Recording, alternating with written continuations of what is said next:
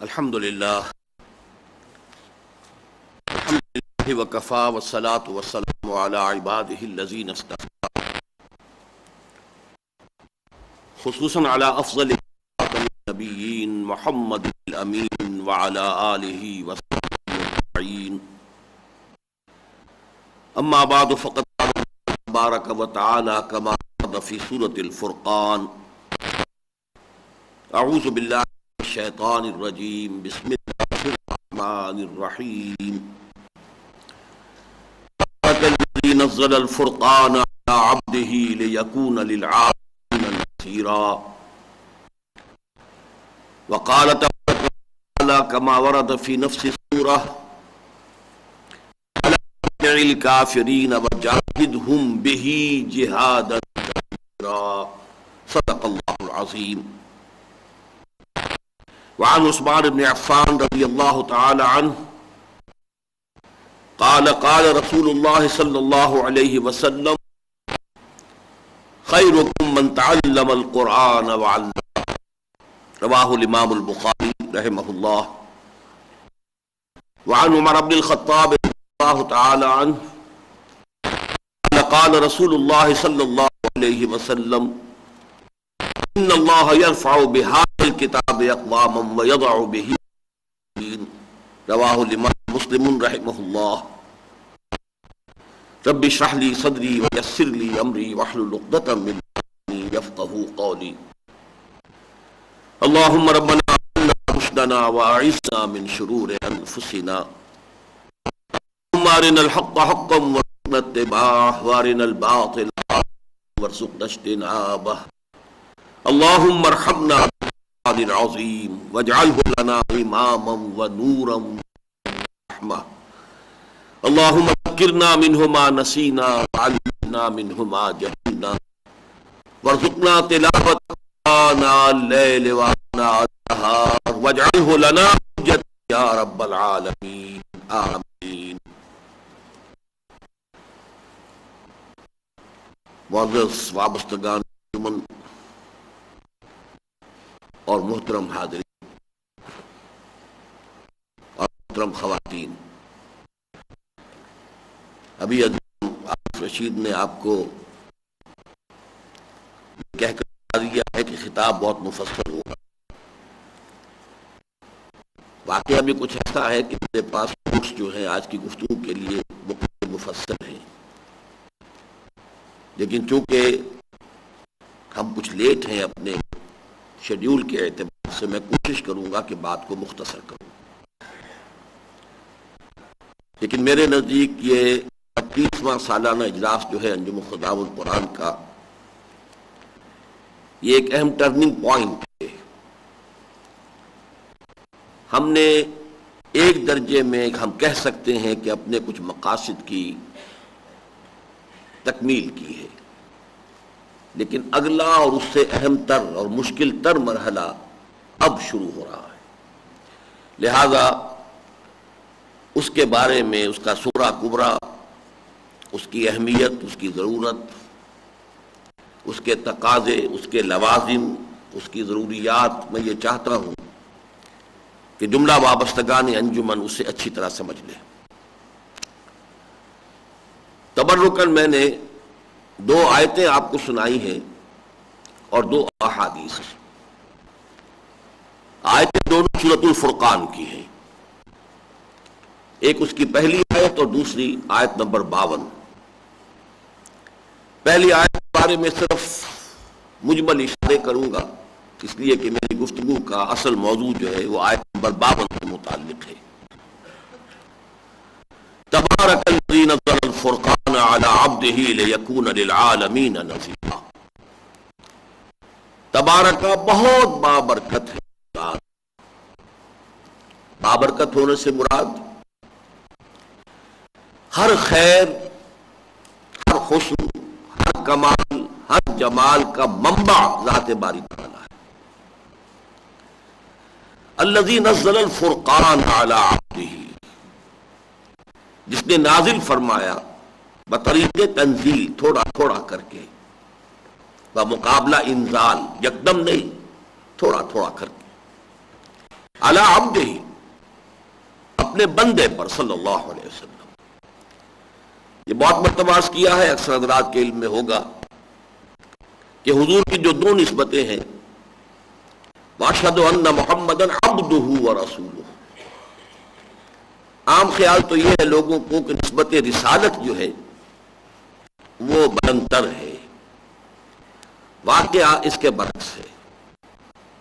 نسبت عبدیت اس سے کہیں زیادہ بلند ہے۔ یہی وجہ ہے کہ قرآن مجید میں جہاں اللہ تعالیٰ کی خصوصی شفقت، خصوصی محبت، خصوصی عنایت کا تذکرہ ہوتا ہے حضور صلی اللہ علیہ وسلم کی ذات مبارک پر، وہاں نسبت عبدیت کو نمایاں کیا جاتا ہے۔ سورہ بنی اسرائیل کی پہلی آیت، سبحان الذی اسریٰ بعبدہ لیلا من المسجد الحرام الی المسجد الاقصی۔ سورہ کہف کی پہلی آیت، الحمدللہ الذی انزل علی عبدہ الکتاب ولم یجعل لہ عوجا۔ اور اب یہ سورۃ الفرقان کی پہلی آیت، تبارک الذی نزل الفرقان علی عبدہ لیکون للعالمین نذیرا۔ میں جتنا اشارہ اور کر دوں کہ نسبت عبدیت کا رخ ہوتا ہے ذات باری تعالیٰ کی طرف۔ ہم جب نماز میں کھڑے ہوتے ہیں تو انی وجہت وجہی للذی فطر السماوات والارض حنیفا، رخ اللہ کی طرف ہے۔ نسبت رسالت کا رخ بندوں کی طرف، اذهب الی فرعون انہ طغی، جاؤ فرعون کی طرف، وہ بہت سرکش ہو گیا ہے۔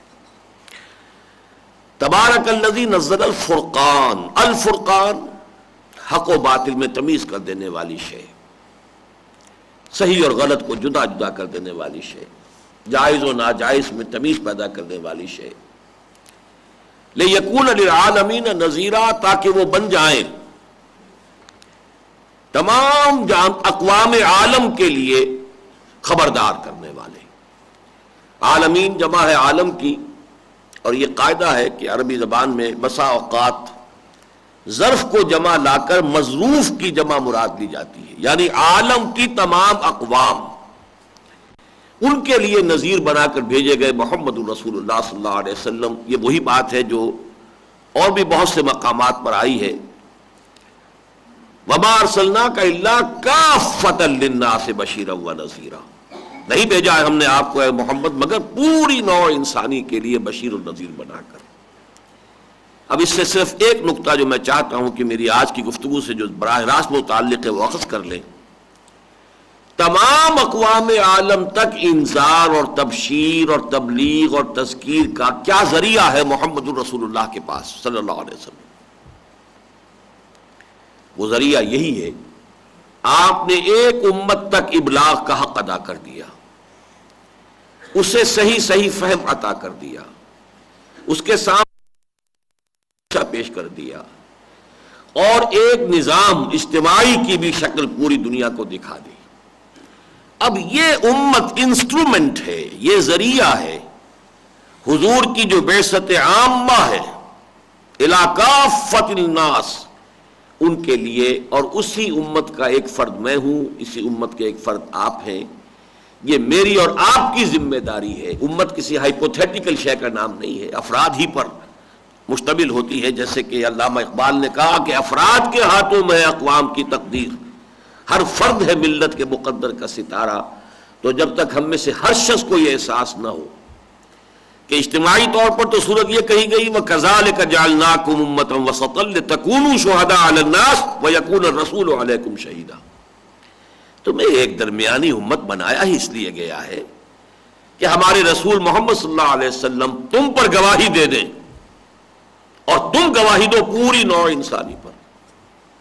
یہ تمہارا فرض منصبی ہے بحیثیت مجموعی، بحیثیت امت، اور ایک ایک فرد کے لیے کہ کوئی فرد امت مسلم بھی اس سے بالکل محروم نہ رہ جائے، اس کی انتہا آپ نے اپنے قول میں فرما دی، بلغوا عنی ولو آیۃ، پہنچاؤ میری جانب سے ایک ہی آیت۔ آخر ایک آیت کا فہم حاصل کر لینا تو ہر مسلمان کے لیے ممکن ہے، لہذا اس میں گویا کہ مبالغہ ہے، کوئی بھی امتی میرا اپنے آپ کو اس فرض سے بالکل فارغ اور اس سے بالکل مبرہ اور اس سے بری نہ سمجھے۔ اب آئیے جو اصل میری گفتگو کا موضوع ہے، آیت نمبر 52، فَلَا تُطِعِ الْكَافِرِينَ۔ اب ان دونوں آیتوں کے درمیان ایک بڑی تفصیل ہے، رد و قضا ہے، وہ یہ اعتراضات کر رہے ہیں، وہ یہ آپ پر الزامات لگا رہے ہیں، وہ سب کچھ جو بھی رد و قضا ہو رہی تھی مکے میں اس وقت، اس کو ذہن میں لے آئیے۔ اور دباؤ پڑ رہا تھا محمد الرسول اللہ صلی اللہ علیہ وسلم پر دونوں طرح کا، ایک طرف دباؤ آپ پر اور آپ کے صحابہ پر پرسیکیوشن کی شکل میں، تشدد کی شکل میں، جبر کی شکل میں۔ وہ پرسیکیوشن وربل بھی تھی، خاص طور پر حضور کے لیے، فزیکل بھی تھی آپ کے جانثاروں کے لیے۔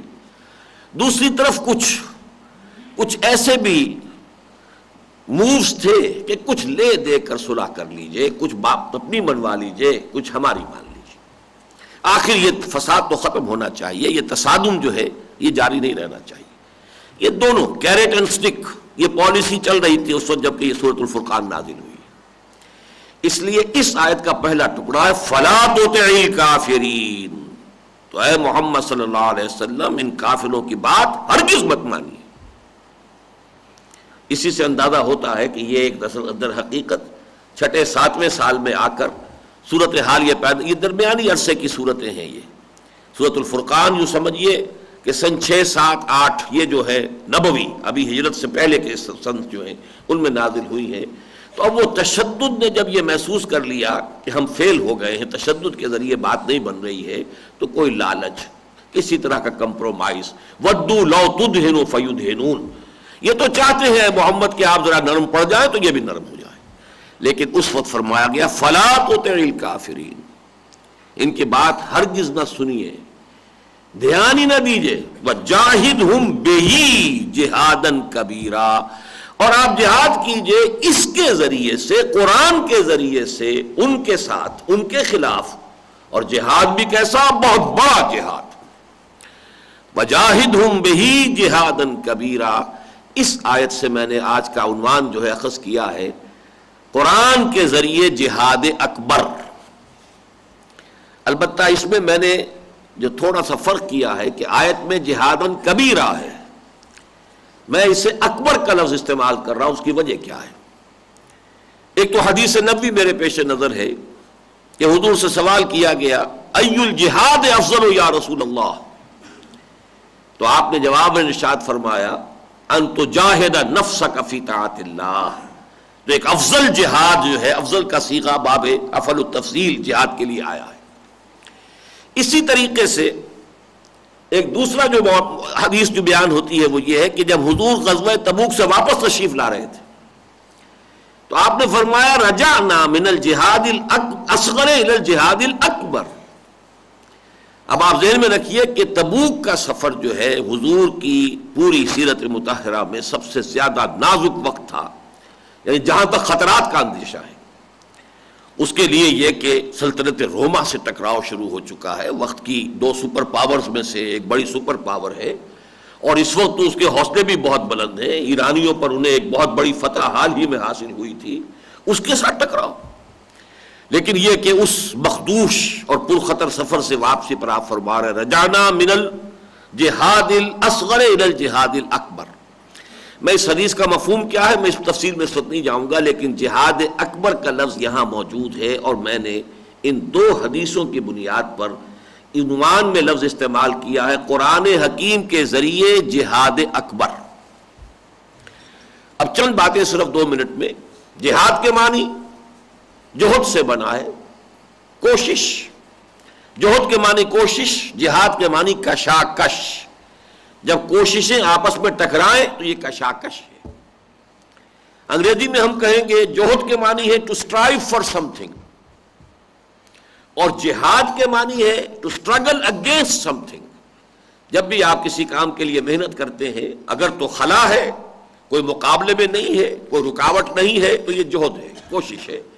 آپ اپنے اندر سے توانائیاں اور کوششیں صرف کر رہے ہیں اپنے حصول مقصد کے لیے، لیکن اگر راستے میں رکاوٹ ہے، کوئی مقابلہ ہے، کوئی مسابقت ہے، کوئی ریزسٹنس ہے، تو اب یہ سٹرگل ہوگی، اب یہ جہاد ہوگا۔ یہ گویا کہ کوشش اور کشاکش اور to strive for something اور اس کی بجائے to struggle against heavy odds, یہ جہاد ہے۔ جہاد کے ساتھ جو حرف با کے ساتھ تعدیہ ہوا ہے قرآن مجید میں اور احادیث میں، سب سے زیادہ کثرت کے ساتھ تو ہے جہاد بالمال، جہاد بالنفس، جاہدوا فی سبیل اللہ باموالکم وانفسکم، اپنے مالوں کے ذریعے جہاد کرو، اپنی جانوں کے ذریعے جہاد کرو۔ احادیث میں آیا ہے باللسان، فمن جاہدہم بلسانہ فہو مومن، اور جہاد بالید، ومن جاہدہم بیدہ فہو مومن۔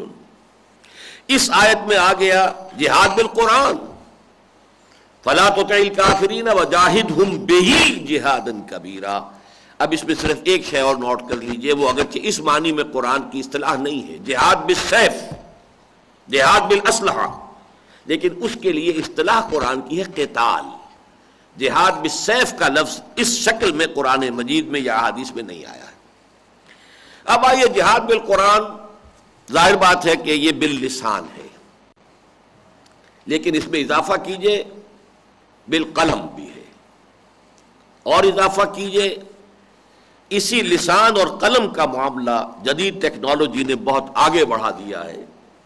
یہ آڈیوز بھی ہیں، ویڈیوز بھی ہیں، یہ سیٹلائٹس کا ذکر ابھی آپ نے سنا ہے، کیبل ٹی ویز کا ذکر ہے، جتنے بھی ذرائع ابلاغ ہیں، انٹرنیٹ ہے، جو بھی ہے، اس کا بھرپور استعمال کرنا امت کا فرض منصبی ہے۔ اگر اس میں کوتاہی کرتی ہے، اگر وہ سمجھتی ہے کہ صرف پرانے دقیانوسی طریقے ہوئی پر یہ قرآن کی دعوت اور تعلیم اور تبلیغ کا کام چلنا چاہیے، تو یہ در حقیقت خود اپنے مقصد سے ایک طرح کی بے وفائی ہے۔ اس کی جواب طلبی ہوگی، اس لیے کہ ظاہر بات ہے اعدوا لہم ما استطعتم میں جہاں اس وقت گھوڑے پالنا اور تلواریں رکھنا اور نیزے اور ڈھالیں فراہم کرنا تھا، اسی طرح اب آپ کو معلوم ہے ایٹم بم بنانا اور تمام اسلحہ جو ہے وہ جو بھی ممکن ہے اس کو حاصل کرنا۔ اسی طریقے سے جہاد بالقرآن کے لیے ان تمام ذرائع ابلاغ کا استعمال کرنا لازم ہے، ضروری ہے۔ کوتاہی کی جائے گی تو امت گویا کہ جواب دہ ہوگی۔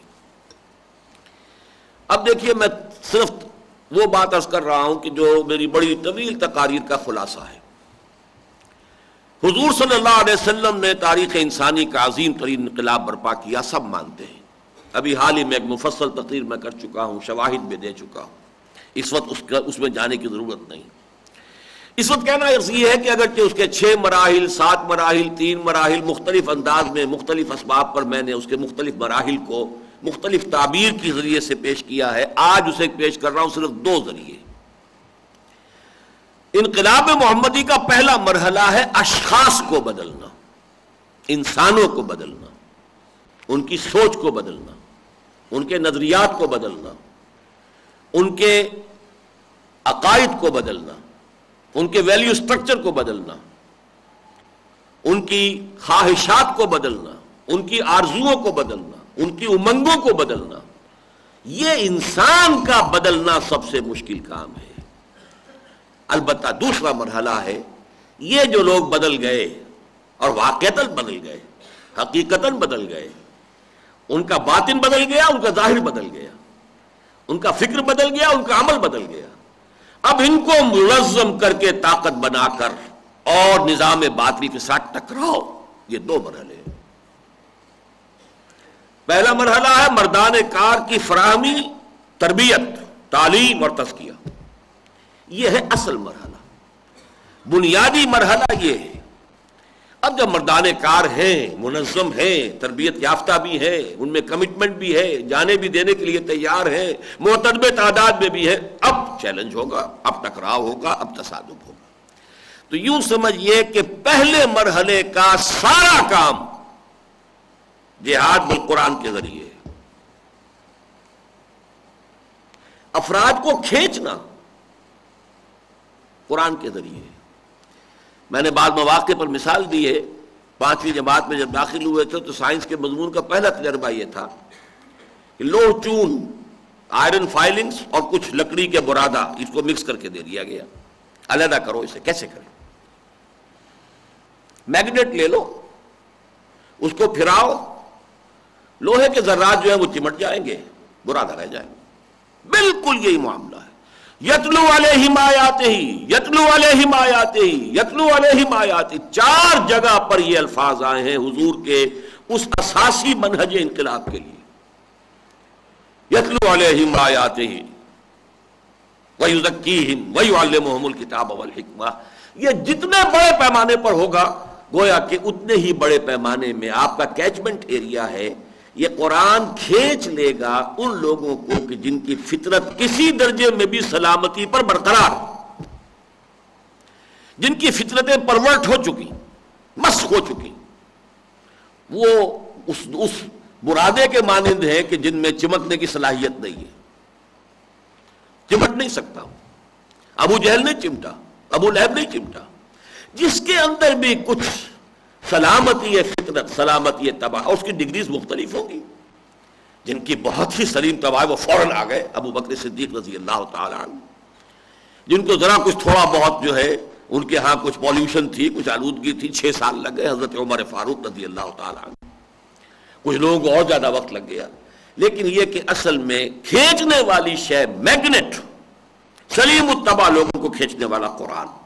تو پروکیورمنٹ جو ہے، جو انسانی قوت کار کو فراہم کرنے کے لیے، وہ بھی قرآن.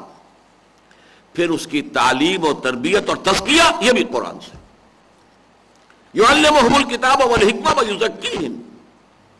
حضرت ابراہیم اور حضرت اسماعیل کی دعا میں ترتیب یہ ہے، ربنا وبعث فیہم رسولا منہم یتلو علیہم آیاتک ویعلمہم الکتاب والحکمہ ویزکیہم. یہاں تزکیہ آخر میں ہے. لیکن 3 جگہ پر جہاں اللہ تعالیٰ کی طرف سے بات آئی ہے وہاں تزکیہ درمیان میں ہے. کما ارسلنا فیکم رسولا منکم یتلو علیکم آیاتنا ویزکیکم ویعلمکم الکتاب والحکمہ. سورہ آل عمران میں لقد من اللہ علی المؤمنین اذ بعث فیہم رسولا من انفسہم یتلو علیہم آیاتہ ویزکیہم ویعلمہم الکتاب والحکمہ. سورہ جمعہ میں پھر هو الذی بعث فی الامیین رسولا منہم یتلو علیہم آیاتہ ویزکیہم ویعلمہم الکتاب والحکمہ. اس لیے کہ لوگوں کو کھینچ لینا اور ان کے اندر سے ان کو پاک کر دینا، اس کا ذریعہ ہے تلاوت قرآن. پہلے مرحلے یہ ہیں، یتلو علیہم آیاتہ ویزکیہم. علامہ اقبال نے بڑی خوبصورتی سے یہ باتیں سمجھائی ہیں. اندر کا تزکیہ، اندر کی پاکی، اندر کی ناپاکی، دلوں میں جو روگ ہیں، حب دنیا، حب مال، شیطان جو انسان پر اثر انداز ہوتا ہے، اس کے مقابلے میں ڈھال یا شیطان کو ختم کرنے کے لیے شمشیر صرف ایک ہے، وہ قرآن. وہ میگنیٹ جو لوگوں کو کھینچے گا وہ بھی قرآن ہے، اور جو تزکیہ کرے گا وہ بھی قرآن ہے. یا ایھا الناس قد جاءتکم موعظۃ من ربکم وشفاء لما فی الصدور. تمہارے اندر، سینوں کے اندر جو روگ ہیں ان کا علاج قرآن ہے، شفا ہے. وَنُنَزِّلُ مِنَ الْقُرْآنِ مَا هُوَ شِفَاءٌ وَرَحْمَةٌ لِّلْمُؤْمِنِينَ وَلَا يَزِيدُ الظَّالِمِينَ إِلَّا خَسَارًا. اور علامہ اقبال فرماتے ہیں کشتن ابلیس کار مشکل است، زاں کے اوگم اندر اعماق دل است. خوشترا باشد مسلمانش کنی کشتہ شمشیر قرآنش کنی. اور اس کے بعد ظاہر بات ہے تعلیم الکتاب اور تعلیم الحکمہ، ان کا تو تعلق ہے قرآن سے. تعلیم الکتاب شریعت کا علم، حلال اور حرام کا علم، جائز اور ناجائز کا علم. حکمہ ان احکام کی حکمت، ان کے انڈر لائن پرنسپلز. کیا چیز ہے وہ حکمت باطنی کہ جو ان سب کو ملا کر ایک آرگینک ہول بناتی ہے؟ کیا اصل مقاصد ہیں جو جن کو سب سرو کرتے ہیں یہ احکام؟ یہ پورا کا پورا عمل آپ نے دیکھا، اور یہ میں بارہا بیان کر چکا ہوں کہ یہ سارا کا سارا قرآن مجید سے ہو رہا ہے. اس کا مرکز و محور قرآن مجید ہے. اب اگلا نقطہ وہ ہے جس پر میں نے میرا خیال ہے 10-12 سال شاید 15 سال پہلے تقریر کی تھی مسجد دارالسلام باغ جناح میں، اور وہ کتابچے کی شکل میں اب موجود ہے. اس دور میں ہمارے لیے جہاد بالقرآن کے 5 محاذ ہیں. تو کتابچہ آپ شائع شدہ ہے موجود. اس وقت صرف یہ عرض کرنا ہے کہ ان میں سے 4 تو ایسے ہیں جن کے لیے جو ضرورت ہے وہ صرف اتنی ہے کہ لوگ قرآن سے متعارف ہو جائیں، اس کی طرف کھنچ آئیں، اور اتنی عربی زبان سیکھ لیں کہ قرآن مجید کے اور ان کے مابین ترجمے کا جو پردہ ہے وہ حائل نہ ہو، یہ حجاب نہ رہے، بس اتنی عربی. بڑے علامہ بننے کی ضرورت نہیں ہے. تذکر بالقرآن، وَلَقَدْ يَسَّرْنَا الْقُرْآنَ لِلذِّكْرِ فَهَلْ مِن مُدَّكِرٍ، ہم نے قرآن کو اس ذکر کے لیے، تذکر کے لیے بہت آسان بنایا ہے. تو ہے کوئی کہ جو تذکر حاصل کرنا چاہے؟ تو یہ دو چیزیں جیسا کہ میں نے عرض کیا، بلکہ 4 محاذ وہ سن لیجئے، اس وقت تفصیل میں نہیں جاؤں گا. ایک محاذ ہے جاہلیت قدیمہ کا محاذ. جیسے شرک پہلے ہوتا تھا آج بھی ہوتا ہے، فرق صرف یہ ہے کہ پہلے بت سامنے ہوتا تھا، اب کوئی قبر سامنے ہوتی ہے. فرق کوئی نہیں ہے اس شرک میں، اس شرک میں کوئی فرق نہیں. اسی طریقے سے جو بھی اوہام تھے اس وقت وہ آج بھی ہیں. پہلے سمجھتے تھے کہ معبودان باطل جو ہیں ہمیں چھڑا لیں گے اللہ سے، آج ہم سمجھتے ہیں اولیاء اللہ چھڑا لیں گے. بات تو وہی کی وہی. تو وہ شرک جو کا تو آج بھی موجود ہے، عوام الناس میں وہی ہے. باقی اور فلسفیانہ شرک اور جو علمی شرک ہیں ان کی بات میں اس وقت نہیں کر رہا. یہ شرک جو عوام کے اندر ہے، بلکہ خواص میں سے بھی بہت سے لوگ ہیں، اس کا علاج ظاہر بات ہے قرآن مجید کے ذریعے سے بہت آسان ہے. اس لیے کہ بڑی تفصیلی بحثیں ہوئی ہیں قرآن مجید میں، چونکہ یہی اصل روگ تھا اس وقت کے لوگوں کا جب قرآن نازل ہو رہا تھا. لہذا یوں سمجھیے کہ اس محاذ کے لیے جو ہمیں مواد درکار ہے وہ قرآن مجید کی سرفس پہ موجود ہے. جیسے آئل ٹینکرز کبھی سمندر میں اگر کوئی ٹینکر جو ہے وہ ٹوٹ جاتا ہے تو پھر وہ ایک تہ ہو جاتی ہے سطح سمندر کے اوپر تیل کی. تو قرآن مجید کا تذکر جو ہے وہ قرآن مجید کی سطح پر موجود ہے. ہاں اس سمندر کی گہرائی کتنی ہے اس کا کوئی اندازہ نہیں کر سکتا. اسی طرح قرآن مجید تدبر کے اعتبار سے اس کی گہرائی کا اندازہ ممکن نہیں، لیکن تذکر کے لیے جیسے سطح پر. دوسرے یہ کہ بے یقینی، مانتے تو ہیں لیکن یقین نہیں. جانتا ہوں ثواب طاعت و زہد پر طبیعت ادھر نہیں آتی. کیوں نہیں آتی؟ عقیدہ تو ہے لیکن یقین کی گہرائی نہیں.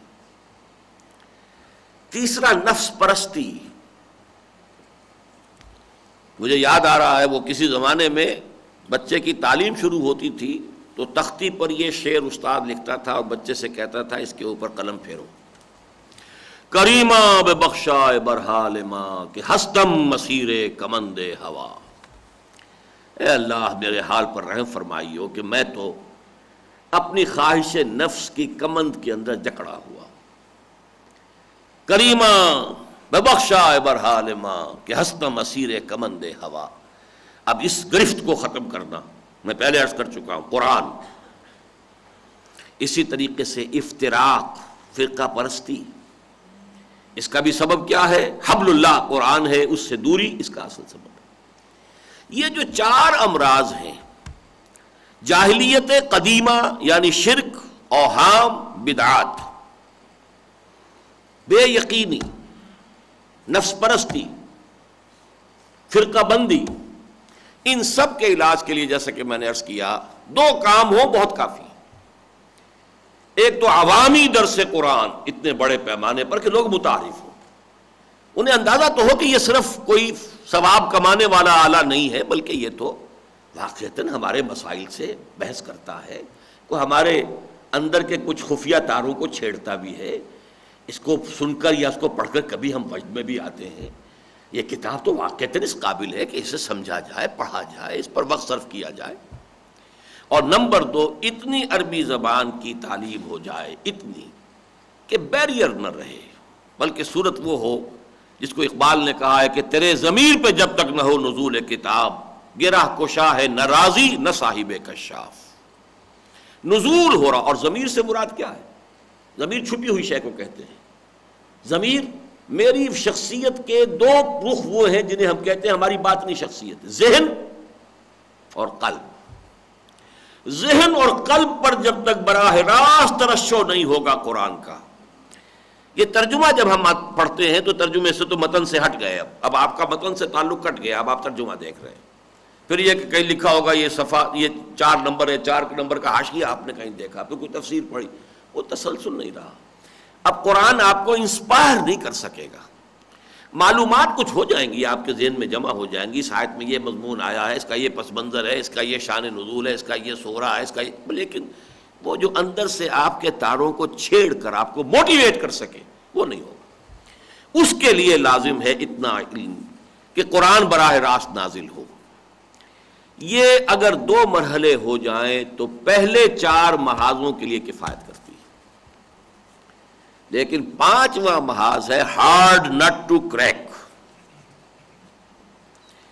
بہت مشکل لیکن اہم ترین اور وقت کا اصل تقاضا۔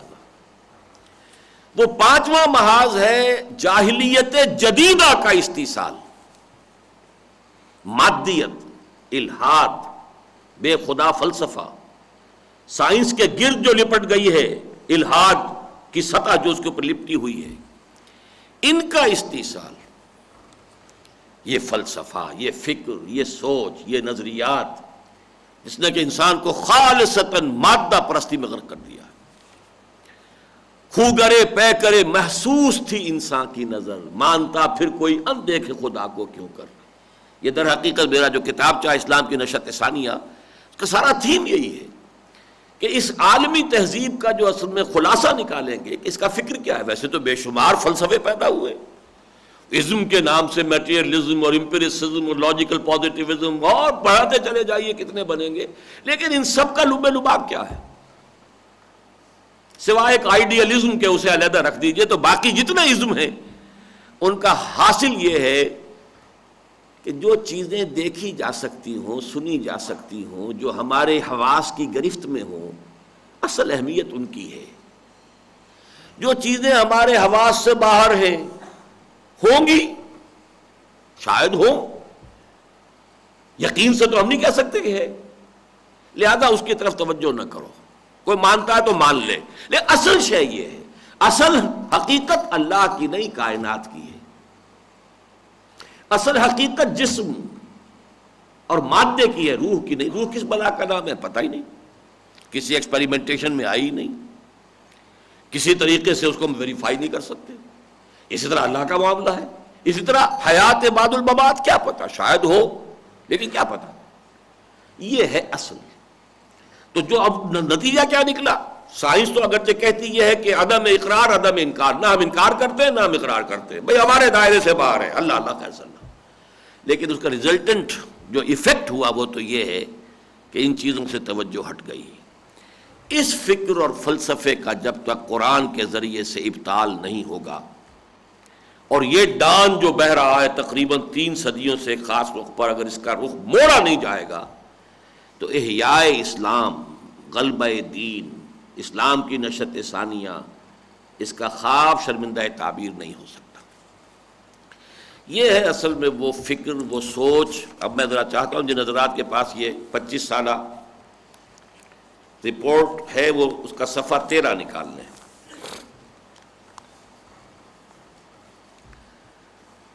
قرارداد تاسیس کی مختصر تشریح میں نے اس وقت عرض کیا تھا، یہ میں آج اپنی سن 72 کی ایک تحریر، بلکہ سن 71 کی تحریر آپ کو سنا رہا ہوں۔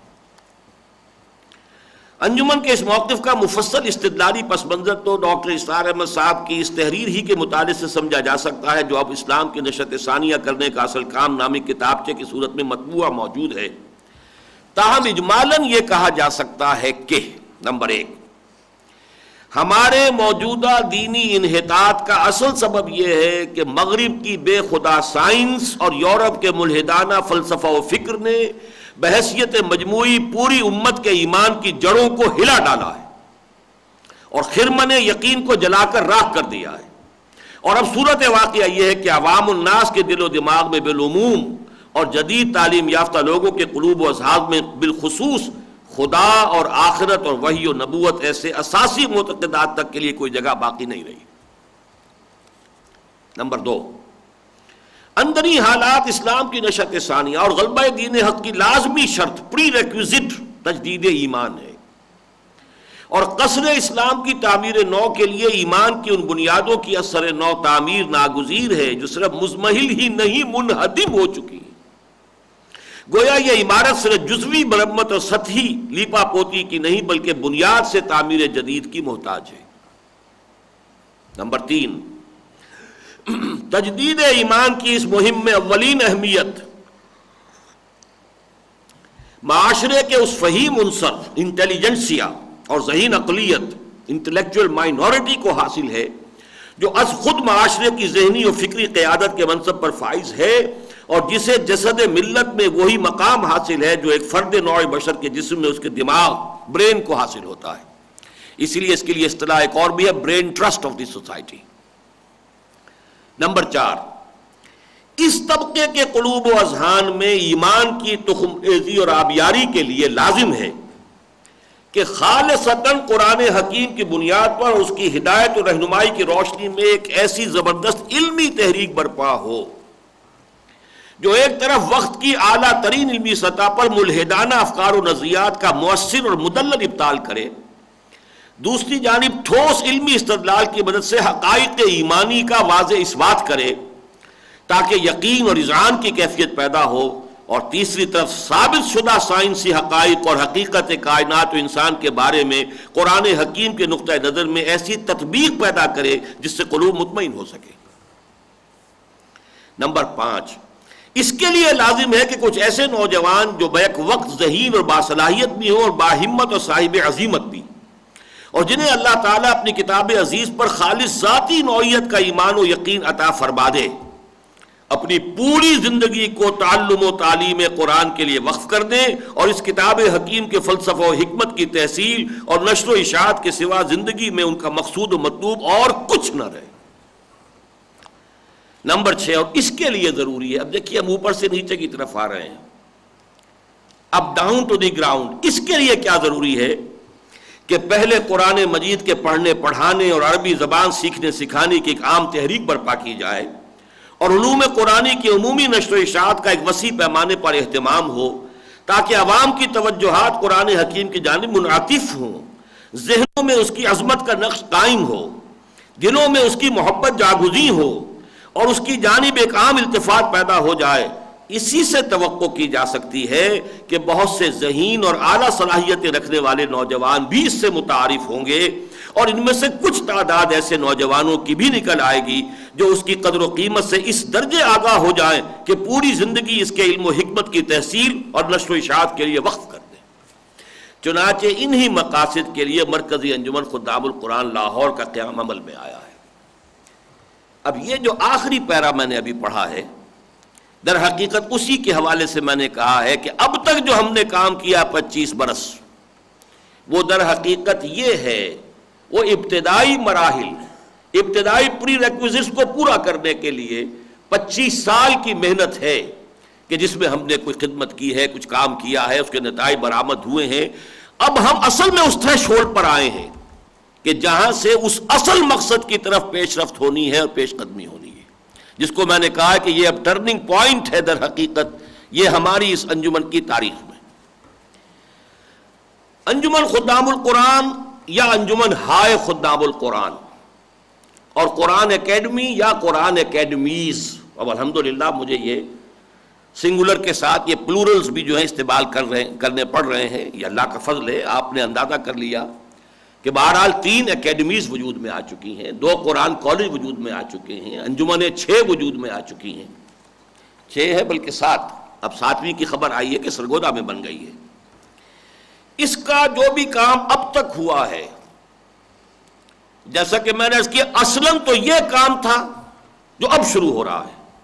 اب تک جو کام ہوا ہے وہ اس کے لیے تمہید، اس کے لیے ابتدائی سرمایہ افراد کا بھی اور ادارے کا اور اس کی ضروریات کی فراہمی کے لیے ہے. اصل میں اسی لیے میں نے یہ ساری عبارت آپ کو پڑھ کر سنا دی. بہرحال اب تک جو کام ہوا ہے اس کو نوٹ کر لیجئے. میں نے ذاتی سطح پر جو کام لاہور میں کیا 65 سے لے کر 72 تک، کوئی انجمن نہیں تھی، کوئی تنظیم نہیں تھی، کوئی ادارہ نہیں تھا.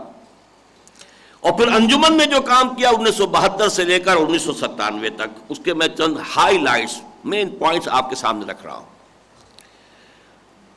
1965 سے عوامی درس قرآن شروع ہوا ہے، اور وہ عوامی درس قرآن آپ کو معلوم ہے کہ اس لاہور میں کس درجے معروف ہوا، مقبول ہوا. مسجد خضرا سمن آباد، پھر مسجد شہداء، 700 افراد اتوار کی صبح کو جمع ہوئے.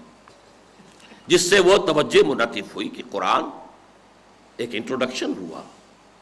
قرآن یہ تو در حقیقت اس قابل ہے کہ ہم اس پر وقت لگائیں، قوت صرف کریں، محنت صرف کریں، یہاں تک کہ زندگی کھپا دیں. 72 میں انجمن قرآن خدام القرآن مرکزی قائم ہوئی اور اس کے تحت قرآنی کیمپ، قرآنی تربیت گاہیں، کبھی کوئٹہ میں، کبھی اسلام آباد میں، کبھی کراچی میں، لاہور میں پے بپے یہ ایک سلسلہ قرآنی کیمپ، قرآنی تربیت گاہیں.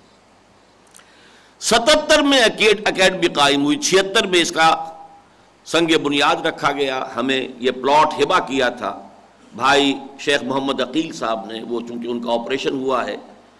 جب سے انجمن قائم ہوئی ہے وہی ہمارے ناظم بیت المال کی حیثیت سے کام کر رہے ہیں.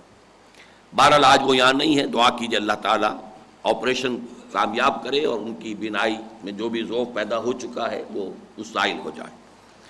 بہرحال 1977 میں اکیڈمی قائم ہوئی. پہلے فیلوشپ سکیم جاری ہوئی، 2 سالہ کورس. بڑے ہم نے بھاری وظیفے بھی رکھے. پوسٹ گریجویٹ ایم اے کیے ہوئے لوگوں کے لیے 1000 ماہانہ، پھر یہ کہ بی اے والوں کے لیے 800، ایف اے والوں کے لیے 600، اتنا بھی کیا. پھر یہ کہ 1 سالہ کورس، جیسا کہ آپ سن چکے ہیں، ان میں سے سینکڑوں، بلکہ میں سمجھتا ہوں کہ اب وہ تعداد 1000 سے کسی درجے میں بھی کم نہیں ہوگی جو ان کورسز سے مجموعی طور پر نکل چکے ہیں. 1979 سے ایک نیا مرحلہ شروع ہوا اس دعوت قرآنی کا. اس کا آغاز ہوا امریکہ اور کینیڈا میں. میری پہلی وزٹ، اس کا میں خاص طور پر نوٹ یہاں پر اس لیے کرا رہا ہوں کہ اس کا بعد میں جا کر پھر حوالہ آئے گا، لیکن یہ نوٹ کر لیجئے کہ میرے آڈیو کیسٹس کا سب سے پہلا سیٹ بہت عمدہ اور بہت ہی پروفیشنل انداز کا جو ہے وہ تیار ہوا تھا ٹورنٹو میں 1979 میں. وہاں سے پھر یہ دعوت جو ہے امریکہ، آپ کو معلوم ہے کہ وہ تو پھر نرو سینٹر ہے، وہاں سے وہ کیسٹ جو پہنچے ہیں پوری دنیا میں، اور اس سے یہ دعوت جو ہے اب وہ ملک سے نکل کر پوری دنیا کے اندر جہاں کہیں بھی اردو بولنے والے، اردو سمجھنے والے ہیں، وہ وہاں کیسٹ پہنچے ہیں. 1987 میں قرآن کالج شروع ہو گیا، جس کے سر پر بعد میں یہ تاج رکھا ہوا ہے جس میں آپ اس وقت بیٹھے ہوئے ہیں. یہ قرآن کالج کا تاج ہے، قرآن آڈیٹوریم. جو حضرات نیو یارک گئے ہیں، وہ جو مس لبرٹی کا ایک مجسمہ ہے، اس کا ایک تاج ہے، اس تاج کے اندر لوگ گھومتے ہیں، اور وہ تاج جو ہے در حقیقت وہ ایک گیلری ہے کہ جس میں لوگ، اسی طریقے سے یہ قرآن کالج کا تاج ہے. ہم جس میں رہ رہے ہیں وہ دنیا تم ہی تو ہو، ہم جس میں بیٹھے ہوئے ہیں اس وقت وہ در حقیقت قرآن کالج کا تاج ہے، قرآن آڈیٹوریم. اس کے ساتھ پھر نماز تراویح میں دورہ ترجمہ قرآن، جس کا تذکرہ آپ سن چکے ہیں. انہونی بات ہوتی سمجھ میں آئی تھی لوگوں کے کہ انہونی بات، لیکن یہ کہ 5-5 گھنٹے 6-6 گھنٹے لوگ جاگے ہیں رات کو. معلوم ہوا کچھ شوق پیدا ہوا ہے، کچھ ذوق پیدا ہوا ہے، کچھ دلچسپی پیدا ہوئی ہے. وہ لوگ بھی کہ جو چھٹیاں نہیں لی، کام بھی کر رہے ہیں، رات کو جاگ رہے ہیں. جا کر مشکل سے جو ہے فجر کے بعد کوئی تھوڑا سا سو لیے، پھر آ کر شام کو تھوڑا سا سو لیے، اور اس کے علاوہ یہ کہ پوری رات جاگتے رہے. 1990 تک آ کر میں نے یہ ڈکلیئر کر دیا تھا کہ اس دعوت رجوع القرآن میں جو کام میں کر سکتا تھا کر چکا ہوں. چنانچہ دعوت رجوع القرآن کتاب جو ہے، دعوت رجوع القرآن کا منظر اور پس منظر، اس کتاب کا دیباچہ میں نے لکھا. میں نے کہا تھا کہ میرے اندر جو بھی صلاحیت تھی، جو بھی توانائی تھی، جو کچھ میں کر سکتا تھا وہ میں نے کر دیا ہے، اور میں مطمئن ہوں. شادم زندگی خیش کے کارے کردم. اس کے بعد 1994-95 میں، جس کو میں کہتا ہوں نافلۃ لک، یہ اللہ تعالیٰ کی طرف سے نفل جو مجھے عطا ہوا، مزید بونس جو عطا ہوا، وہ یہ ہے بالکل اچانک. اور اچانک سے مراد کوئی خاص ہی مشیت اجدی تھی کہ اس سے پہلے میں انگریزی میں امریکہ میں گفتگو کرنے کے لیے بمشکل، بہت ہی لوگ کہتے تھے، دباؤ ڈالتے تھے تو تیار ہوتا تھا. لیکن 94 میں اچانک، 93 ہی میں اچانک جو ہے میری زبان کھلی ہے، اور 94-95 میں پھر میں نے تقریباً اپنا یہ پورا قرآنی فکر انگریزی میں بھی منتقل کر دیا. یہ گویا کہ نافلۃ لک کے درجے میں آ کر سونے پر سہاگا یہ کام اب ہو چکا ہے. اس کے ضمن میں جو بات عرض کرنی ہے 2-3، ظاہر بات ہے یہ کام سارا میرا تنہا نہیں ہے. اس میں بہت سے لوگ ہیں جن کی توانائیاں، جن کی جوانیاں گلی ہیں اس کے اندر، اس کام کے اندر توانائیاں کھپی ہیں.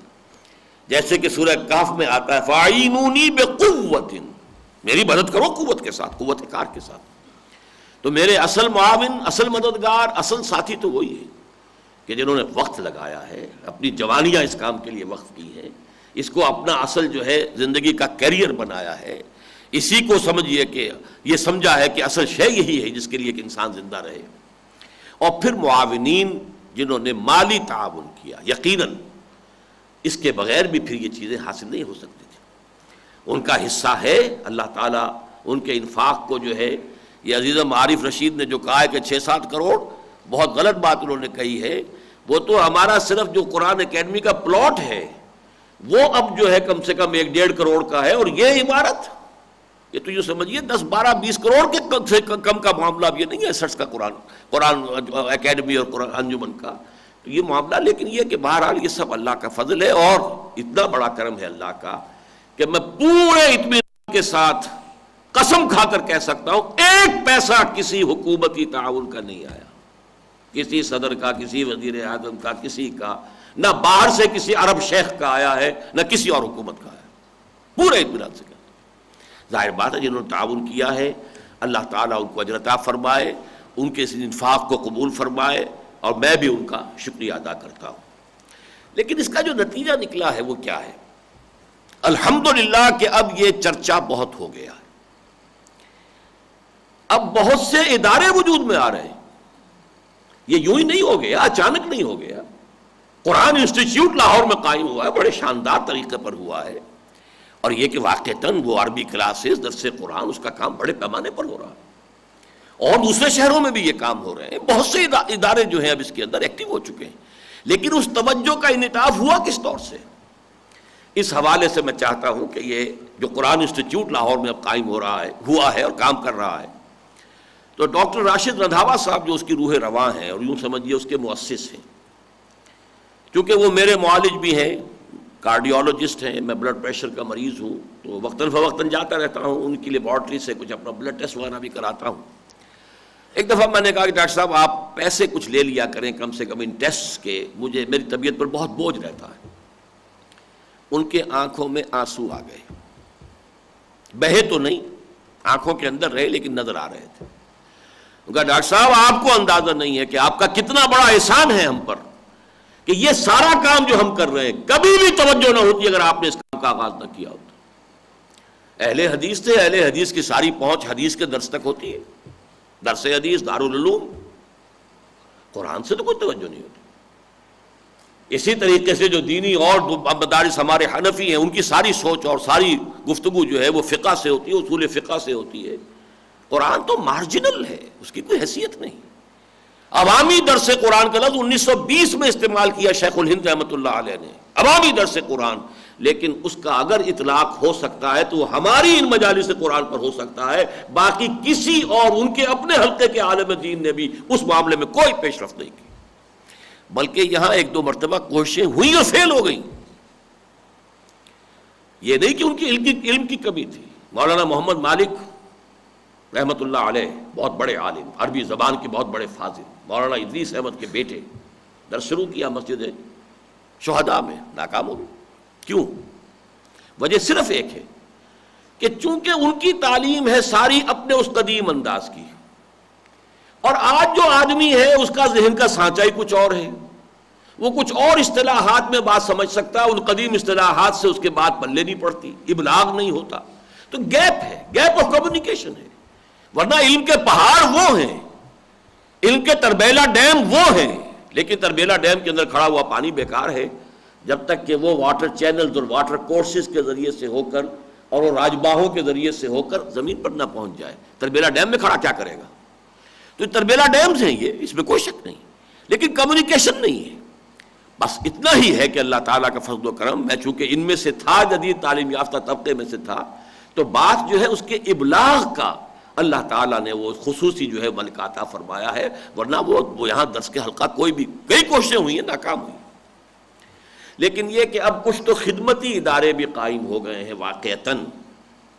عطاء الرحمن ثاقب صاحب بھی جو وہاں پر قرآن انسٹیٹیوٹ میں اتنی محنت کر رہے ہیں اور بہت نمایاں ہو گئے لاہور میں، اسی قرآن کالج کے اندر کافی عرصے تک رہے ہیں، اور قرآن مجید کے ساتھ ان کا ذہنی ربط اور تعلق جو ہے اصلاً یہاں قائم ہوا ہے۔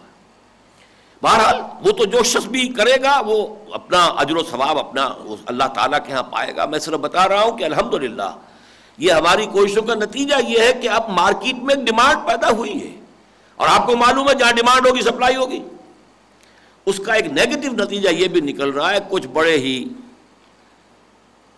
دنی اتباع لوگوں نے اسے اپنے کاروبار کا ذریعہ بھی بنا لیا، اور وہ بھی چمک رہا ہے۔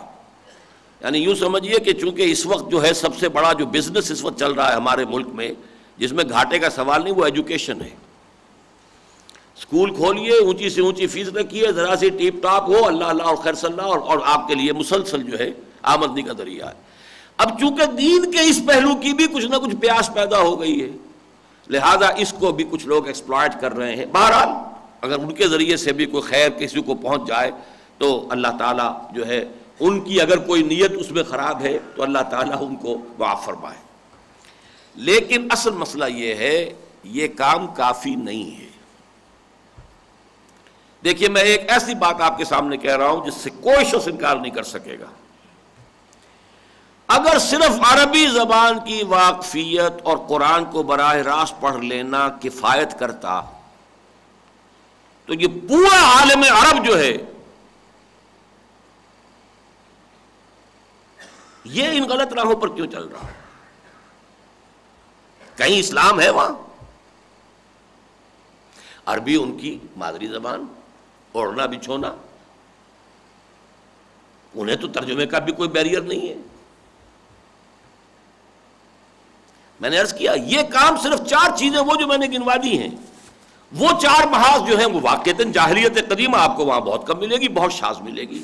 یہ مشرکانہ اوہام نہیں ملیں گے وہاں پر، بالکل نہیں ملیں گے۔ یہ چیزیں جو ہے وہ اس کا علاج تو ہو جاتا ہے اس سے، لیکن اسی طریقے سے فرقہ پرستی وہاں پر اتنی نہیں، بالکل نہیں، فرقہ بندی بہت کم ہے۔ لیکن یہ اصل میں جو اصل بیریئر ہے آج انسانی دماغ کا، وہ جدید فکر ہے، جدید فلسفہ ہے۔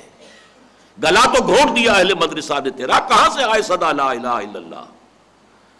یہاں بیٹھے ہوئے مارکسزم، یہاں بیٹھا ہوا ڈاروینزم، یہاں بیٹھا ہوا فرائیڈزم، یہاں بیٹھا ہوا لاجیکل پازیٹیوزم، یہ وزم بیٹھے ہوئے یہاں پر، بیریئرز یہاں ہیں۔ جب تک ان بیریئرز کو پیئرس نہ کر دیا جائے، جب تک ان پردوں کو چھلنی نہ کر دیا جائے، جب تک ان کا روب توڑ نہ دیا جائے، جب تک ان کا دبدبہ ختم نہ کر دیا جائے، محض عربی اس سے تو کوئی بات نہیں بنے گی۔ مجھے بڑا پیارا شعر اقبال کا یاد آ گیا ہے، تو عرب ہو یا عجم ہو تیرا لا الہ الا لغت غریب جب تک تیرا دل نہ دے گواہی۔ لا الہ الا اللہ عرب کے لیے بھی ایک اجنبی سی بات ہے جب تک دل میں نہ اترا ہو۔ عربی تو جانتا ہے، وہ لا کا مطلب بھی معلوم ہے، الہ کا بھی مطلب معلوم ہے، اللہ کا مطلب بھی معلوم ہے، اللہ کا مطلب بھی معلوم ہے، لیکن تو عرب ہو یا عجم ہو تیرا لا الہ الا لغت غریب جب تک تیرا دل نہ دے گواہی۔ اور دل کے اوپر پردے پڑے ہوئے ہیں ان افکار کے، ان نظریات کے، ان فلسفوں کے، ان خیالات کے، جب تک کہ ان کو پیئرس نہیں کیا جائے گا، یہ عربی کا پڑھنا پڑھانا اور یہ قرآن مجید کا ترجمہ سیکھ لینا، اس سے کوئی بات نہیں بنے گی۔ افراد میں ہو جائے گا، سلیم الفطرت افراد کوئی بدل جائیں گے، جن کے دلوں میں کوئی، جن کے ذہنوں کے اوپر کوئی ایسے غبار نہیں ہے، عوام الناس ہیں جنہیں پتہ ہی نہیں ڈارونزم کس بلا کا نام ہے اور لاجیکل پازیٹیوزم کس چڑیا کا نام ہے، وہ ٹھیک ہے، ان کے لیے یہ سہولت ہو جائے گی۔ لیکن وہ جو میں نے ابھی آپ کو عبارت سنائی ہے، وہ جو تہذیب کا غلبہ ہے، اس تہذیب کا جو نقطہ نظر ہے، اور وہ جس طریقے سے کہ ہماری پوری امت کی جڑوں کے اندر وہ بھی سرایت کیے ہوئے ہے، اس کا جب تک توڑ نہیں ہوگا بات آگے نہیں بنے گی۔ گویا کہ جاہلیت جدیدہ کے، اس کے لیے اب گویا کہ وہ لفظ مجھے یاد آ رہا ہے کہ وقت فرصت ہے کہاں، کام ابھی باقی ہے۔ آپ بھی یہ نہ سمجھیں کہ ہم نے بڑے تیر مار لیے ہیں، ہم نے یہ کام کر لیا ہے، ہم نے وہ کر لیا ہے، نہ میں یہ سمجھوں نہ آپ سمجھیں۔ جو بھی اللہ نے کرنے کی توفیق دی اس کا فضل ہے، اس کا کرم ہے۔ جس نے بھی حصہ لیا ہے، چاہے وہ اعینونی بقوت ہے اور چاہے یہ کہ انہوں نے مال کے ساتھ اس میں تعاون کیا ہے، اللہ تعالیٰ انہیں اجر عطا فرمائے۔ لیکن یہ نہ سمجھیں کہ ہم اپنی منزل پر پہنچ گئے ہیں، چلے چلو کہ وہ منزل ابھی نہیں آئی، نجات دیدہ و دل کی گھڑی نہیں آئی، چلے چلو کہ وہ منزل ابھی نہیں آئی۔ یہ داغ داغ اجالا یہ شب گزیدہ سحر، کہ انتظار تھا جس کا یہ وہ سحر تو نہیں۔ وہ چلے چلو والی بات ہے کہ جو اصل کام تھا تاسیس انجمن کے وقت جس کو اصل قرار دیا گیا تھا وہ تو اصل میں بھی ہمیں شروع کرنا ہے. یعنی جاہلیت جدیدہ کے استیصال کے لیے جدید قرآنی فکر کی تدوین. یہ جدید فکر کی تدوین کے لیے لفظ ہے ریکنسٹرکشن، جو علامہ اقبال نے اپنے خطبات کے لیے جس کو عنوان بنایا، reconstruction of religious thought in Islam, تجدید. اور اس کے دو پہلو ہوں گے، تطہیر فکر، تعمیر فکر. پہلے غلط نظریات کو ذہنوں سے نکالنا، یہ تطہیر فکر ہوگی. تعمیر فکر صحیح بنیادوں پر، ایمانی حقائق کی بنیادوں کے اوپر ایک پورا فکر انسانی اس کو مرتب کرنا، یہ اس کا مثبت پہلو ہوگا. اور یہ بھی نوٹ کر لیجئے کہ فکر کا تعلق فزیکل سائنسز سے نہیں ہے، وہ تیسرے درجے میں آئے گا. فکر کا تعلق اصلاً فلسفے سے ہے. ثانوی طور پر عمرانیات، پولیٹیکل سائنس، اکنامکس، یہ شعبے عمرانیات کے ہیں. سوشالوجی، سائیکالوجی، یہ شعبے. تیسرے درجے میں آتا ہے سائنس کا معاملہ، وہ بھی صرف اس درجے میں کہ سائنس نے جو ایکسپلوژن دیا ہے معلومات کا، انتہائی بڑا ذخیرہ. اب اس کو دو حصوں میں تقسیم کر لیجئے کہ ایک تو ہے نظریات، ڈارونس تھیوری، فلاں کی تھیوری، بگ بینگ تھیوری وغیرہ وغیرہ، theory of the expanding universe, یہ ابھی تھیوریز ہیں. ایک وہ فیکٹس ہیں کہ جو دریافت کیے، حقائق ہیں، ویریفائبل ہیں، ان کو انسان جو ہے ویریفائی کر سکتا ہے، وہ فیکٹس ہیں. ان فیکٹس کی مطابقت اگر قرآن مجید کے ساتھ آپ نہیں دکھا سکتے تو ایک گیپ رہ جائے گا، جس کی میں نے مثال کئی دفعہ بیان کی. ایک بہت نوجوان اور بڑے مخلص اور بڑے activist, M S C botany انہوں نے کیا، اور ان کا وہ نصف ساق تک پاجامہ ہوتا تھا. یعنی ان کی مذہبیت کا یہ اندازہ کیجئے، اتنا اونچا پاجامہ، اور وہ ایم ایس سی کیا کراچی یونیورسٹی سے انہوں نے. میں نے ان سے پوچھا، میں نے کہا یہ ایولیوشن کے بارے میں آپ کی رائے کیا ہے؟ کفر ہے؟ میں نے کہا وہ کفر تو ہے، وہ تو مجھے بھی معلوم ہے کہ آپ نے چونکہ ایم ایس سی باٹنی کیا ہے تو آپ کو کچھ، آپ نے وہ دلائل کیا دیے جاتے ہیں، شواہد کیا ہیں، ان کے بارے میں آپ کی رائے کیا ہے؟ کہ دلائل تو بہت قوی ہیں.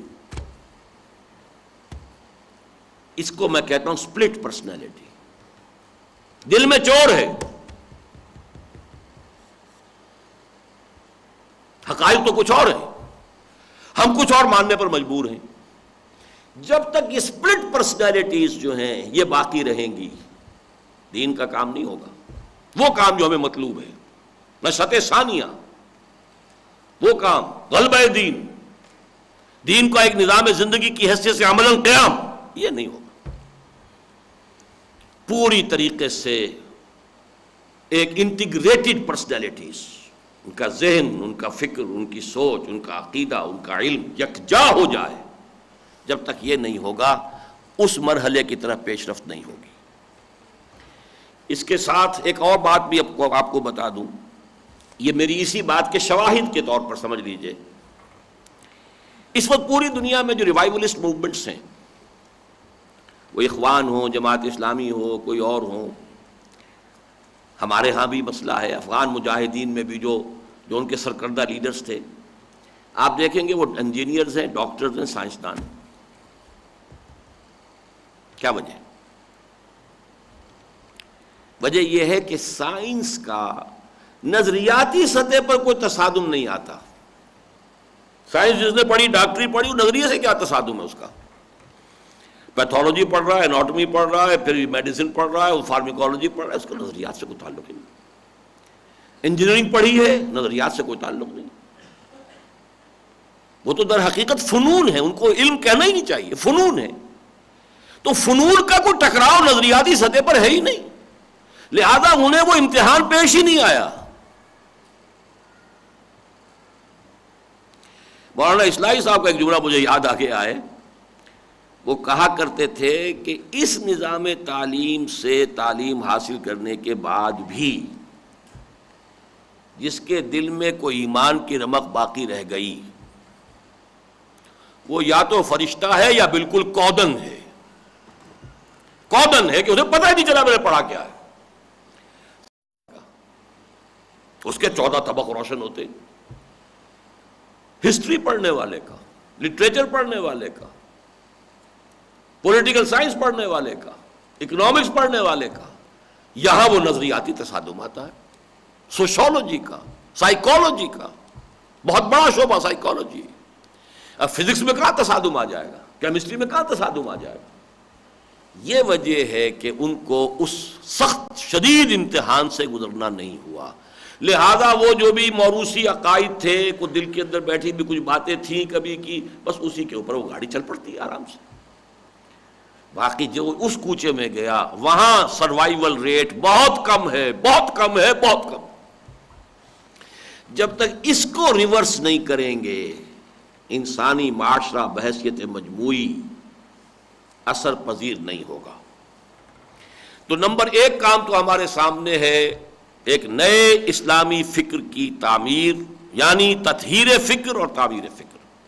لیکن دوسرا پہلو جو بہت اہم ہے، جو بعض حضرات کی نگاہوں سے اوجھل ہے، جب تک اس فکر کے ساتھ حرکت نہیں ہوگی یہ فکر جامد نہیں رہ سکتا، یا پھر ریورس گیئر لگ جائے گا اس میں. جہاں تعلم و تعلیم ہو وہیں تحرک و تحریک، حرکت میں آنا. بڑی پیاری بات ہے جو مولانا مودودی نے کہی ہے تفہیم القرآن کے دیباچے میں. یہ قرآن ایسی کتاب نہیں جسے کوئی اسکالر کہیں اپنی ڈرائنگ روم میں اسٹڈی میں بیٹھ کر اسٹڈی روم میں پڑھ رہا ہو اور اس نے ادھر رکھی ہوئی ہیں ڈکشنریز، ادھر کچھ ریفرنس بکس ہیں، سمجھ لے گا. یہ قرآن تو جب اس کے بتائے ہوئے راستے پر آپ چلیں گے قدم بقدم، قدم بقدم، پھر یہ اپنے آپ کو منکشف کرے گا، کھولے گا، آپ کے سامنے آئے گا. یہ سچویشن تھی جس سے کہ محمد اور ان کے ساتھی گزر رہے تھے اس وقت جب یہ صورتیں نازل ہوئی. آپ جب آئیں گے اسی سے تب محسوس ہوگا کہ یہ ہے اصل بات، ورنہ وہ ایک تاریخ ہے. نہ کہیے فیری ٹیلز، نہ کہیے بڑی مقدس کہانیاں ہیں، اللہ اللہ خیر صلی اللہ تھا، معاملہ ہو گیا، واقعات ہیں، تاریخ ہے، حقیقت ہے. بس یہ قرآن منکشف نہیں ہو سکتا جب تک آپ اس کے بتائے ہوئے راستے پر چلیں گے نہیں. اور اس کا بتایا ہوا راستہ جہاں انفرادی نیکی کا ہے وہاں اجتماعی انقلاب کا راستہ ہے. یہ صحیفہ انقلاب ہے، یہ مینول آف ریولوشن ہے. اس میں جب تک حرکت نہ ہو، عشق خود ایک سیل ہے، سیل کو لیتا ہے تھام. اگر وہ نہیں ہے کیفیت تو پھر جیسا کہ میں نے عرض کیا، میرے سامنے ایک بڑی اہم مثال ہے لیکن میں اس کو تذکرہ نہیں کرنا چاہتا. جو حضرات چاہیں اس کو پڑھنا، وہ میری جو کتاب چھپی ہے نجات کی راہ سورۃ العصر کی روشنی میں، اس کا جو بڑا ایڈیشن چھپا ہے اب مجلد، اس کے دیباچے میں نے وہ بات تفصیل سے لکھ دی. بہت بڑے عالم دین کے علم کے اندر جو ریورس گیئر لگا، کیوں لگا؟ کہ قرآن کے مندارم، ایک قرآن وہ تھا جو اس وقت تھا ان کے پاس جبکہ وہ متحرک تھے، اور ایک قرآن وہ ہے جو ان کے پاس اب ہے کہ جب وہ جامد ہو چکے ہیں، زمین و آسمان کا فرق واقع ہو چکا ہے. یہ ویسے تو سر سید احمد کا مصرع ہے جو میں آپ کو سنا رہا ہوں، قرآن کے مندارم. میں نے حال ہی میں جب یہ 1 ایئر کورس ہمارا اس سال کا شروع ہوا تو جو تقریر کی تھی اس میں بڑی تفصیل سے اس پر بات کی ہے. قرآن لفظی اعتبار سے تو میرے پاس بھی وہی ہے، آپ کے پاس بھی وہی ہے، کسی اور کے پاس بھی وہی ہے، سب کے پاس وہی ہے. اگر ہم 1 ارب مسلمان ہیں اور دنیا میں فرض کیجئے کروڑوں قرآن ہے تو وہی قرآن ہے. ہر شخص کا قرآن جدا ہے. جیسے کہ حدیث میں آتا ہے الطرق الی اللہ کعدد انفاس الخلق، اللہ کی طرف آگے بڑھنے کے، تقرب الی اللہ کے راستے اتنے ہی ہیں جتنے کہ انسانوں کے سانس. ہر انسان اللہ تعالیٰ کی تخلیق میں ایک یونیک پرسنالٹی لے کر آیا ہے. اس کا خاص اینگل آف ویو ہے، اس کی خاص اپروچ ہے، اس کی خاص افتاد طبع ہے، اس کا خاص میلان ہے. 2 انگوٹھوں کے یہ لکیریں نہیں ملتی تو انسانی شخصیتیں کہاں ایک سی ہوں گی؟ ہر ایک کا قرآن جدا ہے. جو آپ قرآن سے لے رہے ہیں وہ علیحدہ شے ہے، قرآن وہی ہے. یہ میز وہی ہے، لیکن وہ جو دیکھ رہے ہیں ان کے ذہن میں کچھ اور، ان کے ریٹینا پر اس کی کوئی اور تصویر بن رہی ہے، ادھر سے جو دیکھ رہے ہیں ان کے ریٹینا پر کوئی اور تصویر بن رہی ہے۔ تو قرآن کے من دارم، وہ قرآن جو میرے پاس ہے وہ تو نچلا بیٹھنے نہیں دیتا، وہ تو آگ بھر دیتا انسان۔ اسی لیے تو اقبال نے کہا تھا نا، پیش ماں یک عالم فرسودہ است، میرے سامنے ایک فرسودہ عالم ہے، فرسودہ بڑا پرانا بوسیدہ دقی عالم سی، ملت اندر خاک او آسودہ است، اور ملت اسلامیہ مسلمان امت محمد وہ اس کی خاک نشین ہوئی ہے، یعنی اس عالم میں بھی اونچی نہیں ہے، گری ہوئی ہے، لیکن اس میں بھی آسودہ ہے، مست ہے، حال فقر مست اور کوئی مال مست اور کوئی حال مست۔ اس کے بعد جو الفاظ کہے ہیں، رفت سوز سینہ تاتارو کرد، یا مسلمان مرد یا قرآن مرد۔ یہ کیا ہوا؟ کبھی عربوں کے اندر آگ لگائی تھی قرآن نے، جب عرب مر گئے پھر سلجوق بھی آئے، کرد بھی آئے، تاتاری بھی آئے، ان میں آگ بھر دی قرآن نے، اب وہ بھی مر گئے تو کیا قرآن مر گیا؟ اب کسی اور کے سینے میں وہ آگ نہیں لگا سکتا یہ قرآن، یا مسلمان مرد یا قرآن مرد۔ تو واقعہ یہ ہے کہ وہ قرآن کے مندارم، وہ قرآن جو ہے جیسے اللہ تعالیٰ کی ذات ہے کل یوم ہوا فی شان، اسی طرح یہ قرآن ہے، ہر لحظہ اس کی ایک شان ہے، ہر روز یہ خورشید تازہ کے مانند طلوع ہوتا ہے، پڑھتے جائیے۔ اسی لیے تو فرمایا لا تنقضی عجائبہ ولا یشبع منہ العلماء ولا یخلق عن کثرت الرد، اس کے عجائب کبھی ختم نہیں ہوں گے، اس سے کبھی اہل علم سیر نہیں ہوں گے، اور بار بار کے پڑھنے سے اس کے اوپر کوئی بوسیدہ پن طاری نہیں ہوگا۔ بہرحال نہ ہو نومیدی زوال علم و عرفاں ہے، اگر وہ حرکت پیدا نہیں ہوتی جو قرآن پیدا کرنا چاہتا ہے تو زوال ریورس گیئر لگ جائے گا، زوال علم و عرفاں کہ لا یعلم من بعد علم شیئا، ہر چیز جو ہے گویا کہ وہ محو ہو جاتی ہے۔ اب آئیے ایک چھوٹا سا نقطہ، جو مطلوبہ فکر آج ہمیں درکار ہے اس کے 4 اجزاء لازم ہیں، ان کو سمجھ لینا چاہیے۔ پہلا جز جس کی طرف بہت سے اہل قرآن اور قرآن کا نعرہ لگانے والے جو ہیں ماضی میں اکثر و بیشتر بھٹک گئے، وہ ہے اسلاف سے ربط۔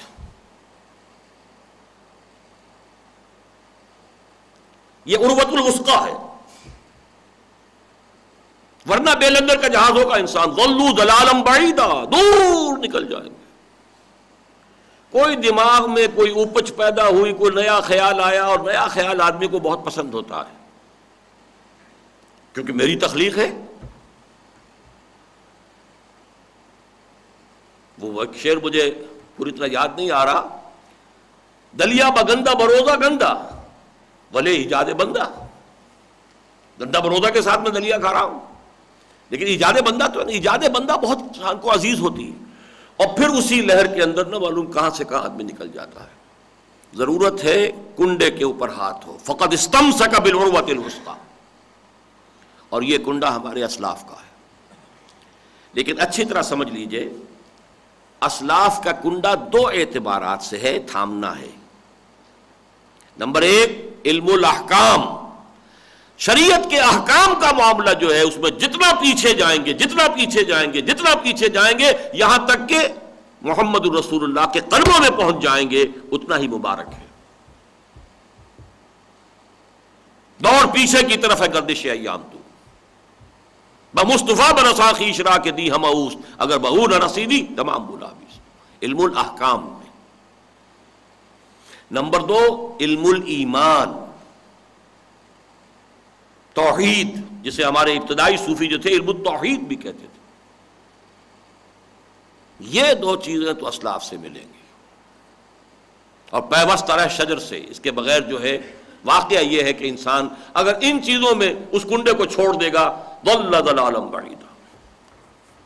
لیکن دوسرا اس میں پہلو ہے جدید کا، اور جدید 3 سطحوں پر آپ کو درکار ہے۔ اب اس میں اہمیت کے اعتبار سے تو سب سے بڑا فلسفہ ہے، لیکن فلسفہ اس دنیا میں مر چکا ہے۔ اب بڑی بڑی یونیورسٹیوں میں ویسٹ میں اب فلسفے کے ڈپارٹمنٹ ختم ہو رہے ہیں.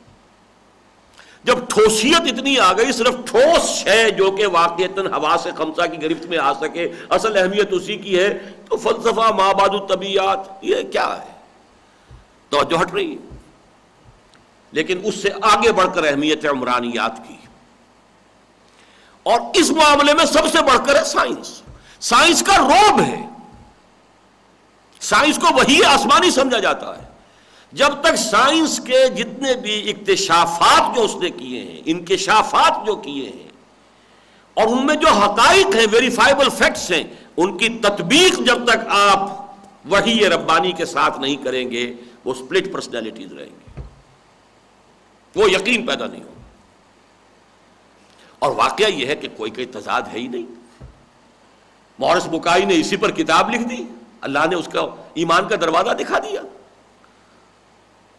بائبل کا اور قرآن کا اس نے مطالعہ کیا. قرآن میں ایک حرف ایسا نہیں ہے جس سے آج تک سائنس کی کسی اکتشاف نے غلط ثابت کیا ہو، جبکہ بائبل میں بہت سی چیزیں. اس کی وجہ بھی صاف ہے. بائبل، اصل بائبل جو ہے گم ہو گئی تھی، وہ تو بعد میں 100 برس کے بعد یادداشت سے جو ہے مرتب کی گئی ہے. نبوکدنضر کے حملے کے وقت جو ہے تقریباً 600 برس قبل مسیح میں ختم ہو چکی. اس لیے تورات جو مرتب کی گئی ہے اس میں ذہن انسانی، جو اس دور کا ذہن انسانی تھا، وہ خود بخود آئی گیا، اندر داخل ہو گیا. یہ ضرور ہے کہ آج سے 200 سال 400 سال 800 سال پہلے کا مفسر ہو سکتا ہے کہ وہ بات سمجھ نہ پایا ہو، جس کے لیے بہترین لفظ جو ہیں وہ امام شافعی کے ہیں، تقاصر عنہ افہام الرجال جمیع العلم فی القرآن لیکن تقاصر عنہ افہام الرجال. لوگوں کا فہم جو ہے وہ نیچے رہ جاتا ہے، اس لیے کہ آج سے 1000 سال پہلے لوگوں کے فہم میں وہ وسعت تو نہیں تھی جو آج ہے.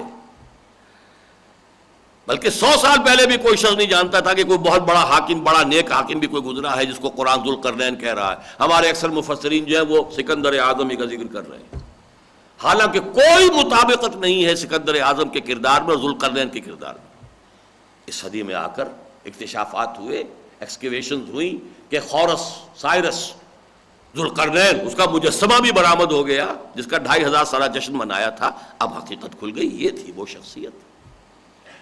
اسی لیے قرآن مجید کہتا ہے، لاسٹ بٹ ون آیت ہے سورہ حامیم السجدہ کی، سنریہم آیاتنا فی الآفاق وفی انفسہم حتی یتبین لہم انہ الحق. ہم اپنی نشانیاں اور ان کو دکھاتے چلے جائیں گے آفاق و انفس میں، یہاں تک کہ یہ بات دن بدن، روز بروز اور مبرہم ہوتی جائے گی کہ قرآن حق ہے. یہ دوسرا ایلیمنٹ ہے اس کا. تیسرا ایلیمنٹ ہے تدبر قرآن کے صحت مند اور صحیح اصول. اس کی تفصیل میں اس وقت نہیں جا سکتا. اور چوتھی چیز ہے انقلابی حرکت، جس کا میں تذکرہ کر چکا ہوں. یہ نہیں ہوگی تو زنگ لگ جائے گا، یا بھٹک جائے گا یا زنگ لگ جائے گا، ریورس گیئر لگے گا، جو بھی ہوگا اللہ اس سے بچائے. بہرحال اب میں آخری بات پر آ رہا ہوں کہ اب جو ہمیں اصل کام کی جانب پیش قدمی کرنی ہے، الحمدللہ کہ اس کے 2 مراکز اب تقریباً قائم ہو چکے ہیں. ایک مرکز اب لاہور میں انگلش سیکشن قرآنک ہورائزنز کے، آپ سمجھیے کہ کتنا بھی مدت ہوئی ہے اس نے اپنا مقام پیدا کر لیا ہے، انٹرنیشنل سطح کے اوپر ایکنالج ہو رہا ہے. اور یہ ساری اللہ کی دین ہے. ہم اگر اسکیم بناتے، اس کے لیے فنڈ جمع کرتے، کسی بہت بڑے کسی اسکالر کو تنخواہ پر بڑی سے بڑی تنخواہ دے، تب بھی یہ کام نہیں ہونے والا تھا. اللہ نے ایک نوجوان ہماری جھولی میں ڈال دیا آج خود، ڈاکٹر احمد افضال. پتہ نہیں ان کی انگریزی اتنی اچھی کیسے ہو گئی، ہم بالکل واقف ہی نہیں تھے سر سے ان سے.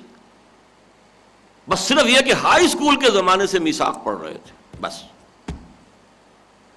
MBBS کر کے 3 بھائی امریکہ جا چکے، 2 بہنیں امریکہ جا چکی. بوڑھے والدین صرف منتظر تھے کہ یہ بھی فارغ ہو جائیں تو پھر ہم بھی سب کے سب امریکہ چلے جائیں. گرین کارڈ سب کے پاس. یہ فارغ ہو کر امریکہ گئے. وہ کیا SFMG کو امتحان ہوتا ہے وہ بھی کر لیا، سب کچھ ہو گیا. 8 مہینے وہاں رہے اور 2 فیصلے کر لیے کہ نہ میں نے ڈاکٹری کرنی ہے نہ امریکہ میں رہنا ہے. اس فیصلے پر قائم ہے. یہ کوئی جذباتی فیصلہ نہیں تھا. پھر خط لکھا کہ وہ فیلوشپ اسکیم کبھی آپ نے شروع کی تھی. میں کہتا ہوں اللہ کا شکر ہم نے کبھی شروع کی تھی، چاہے وہ ختم ہی ہو گئی، لیکن ان کے ذہن میں ٹکی ہوئی تھی وہ میثاق کی اس دور کی، کم سے کم میرا خیال ہے 10 سال پرانی بات ہے. اللہ تعالیٰ نے ہمیں اب وہ ہمارا شعبہ الحمدللہ اب اس میں ضرورت ہے ہمیں. میرے پیش نظر جو ہے میں ایک قرآن اسکول آف اکنامکس، یہ جو تاج ہے اس پر، اس سے بڑا مانوی تاج رکھنا چاہتا ہوں. سب سے بڑا مسئلہ اس وقت دنیا میں معاشیات کا ہے. قرآن اسکول آف اکنامکس. پھر ہم طے کر چکے ہیں ریسرچ اسکیم، ریسرچ اسکالرس کی اسکیم دوبارہ شروع کرنا، فیلوشپ اسکیم دوبارہ شروع کرنا.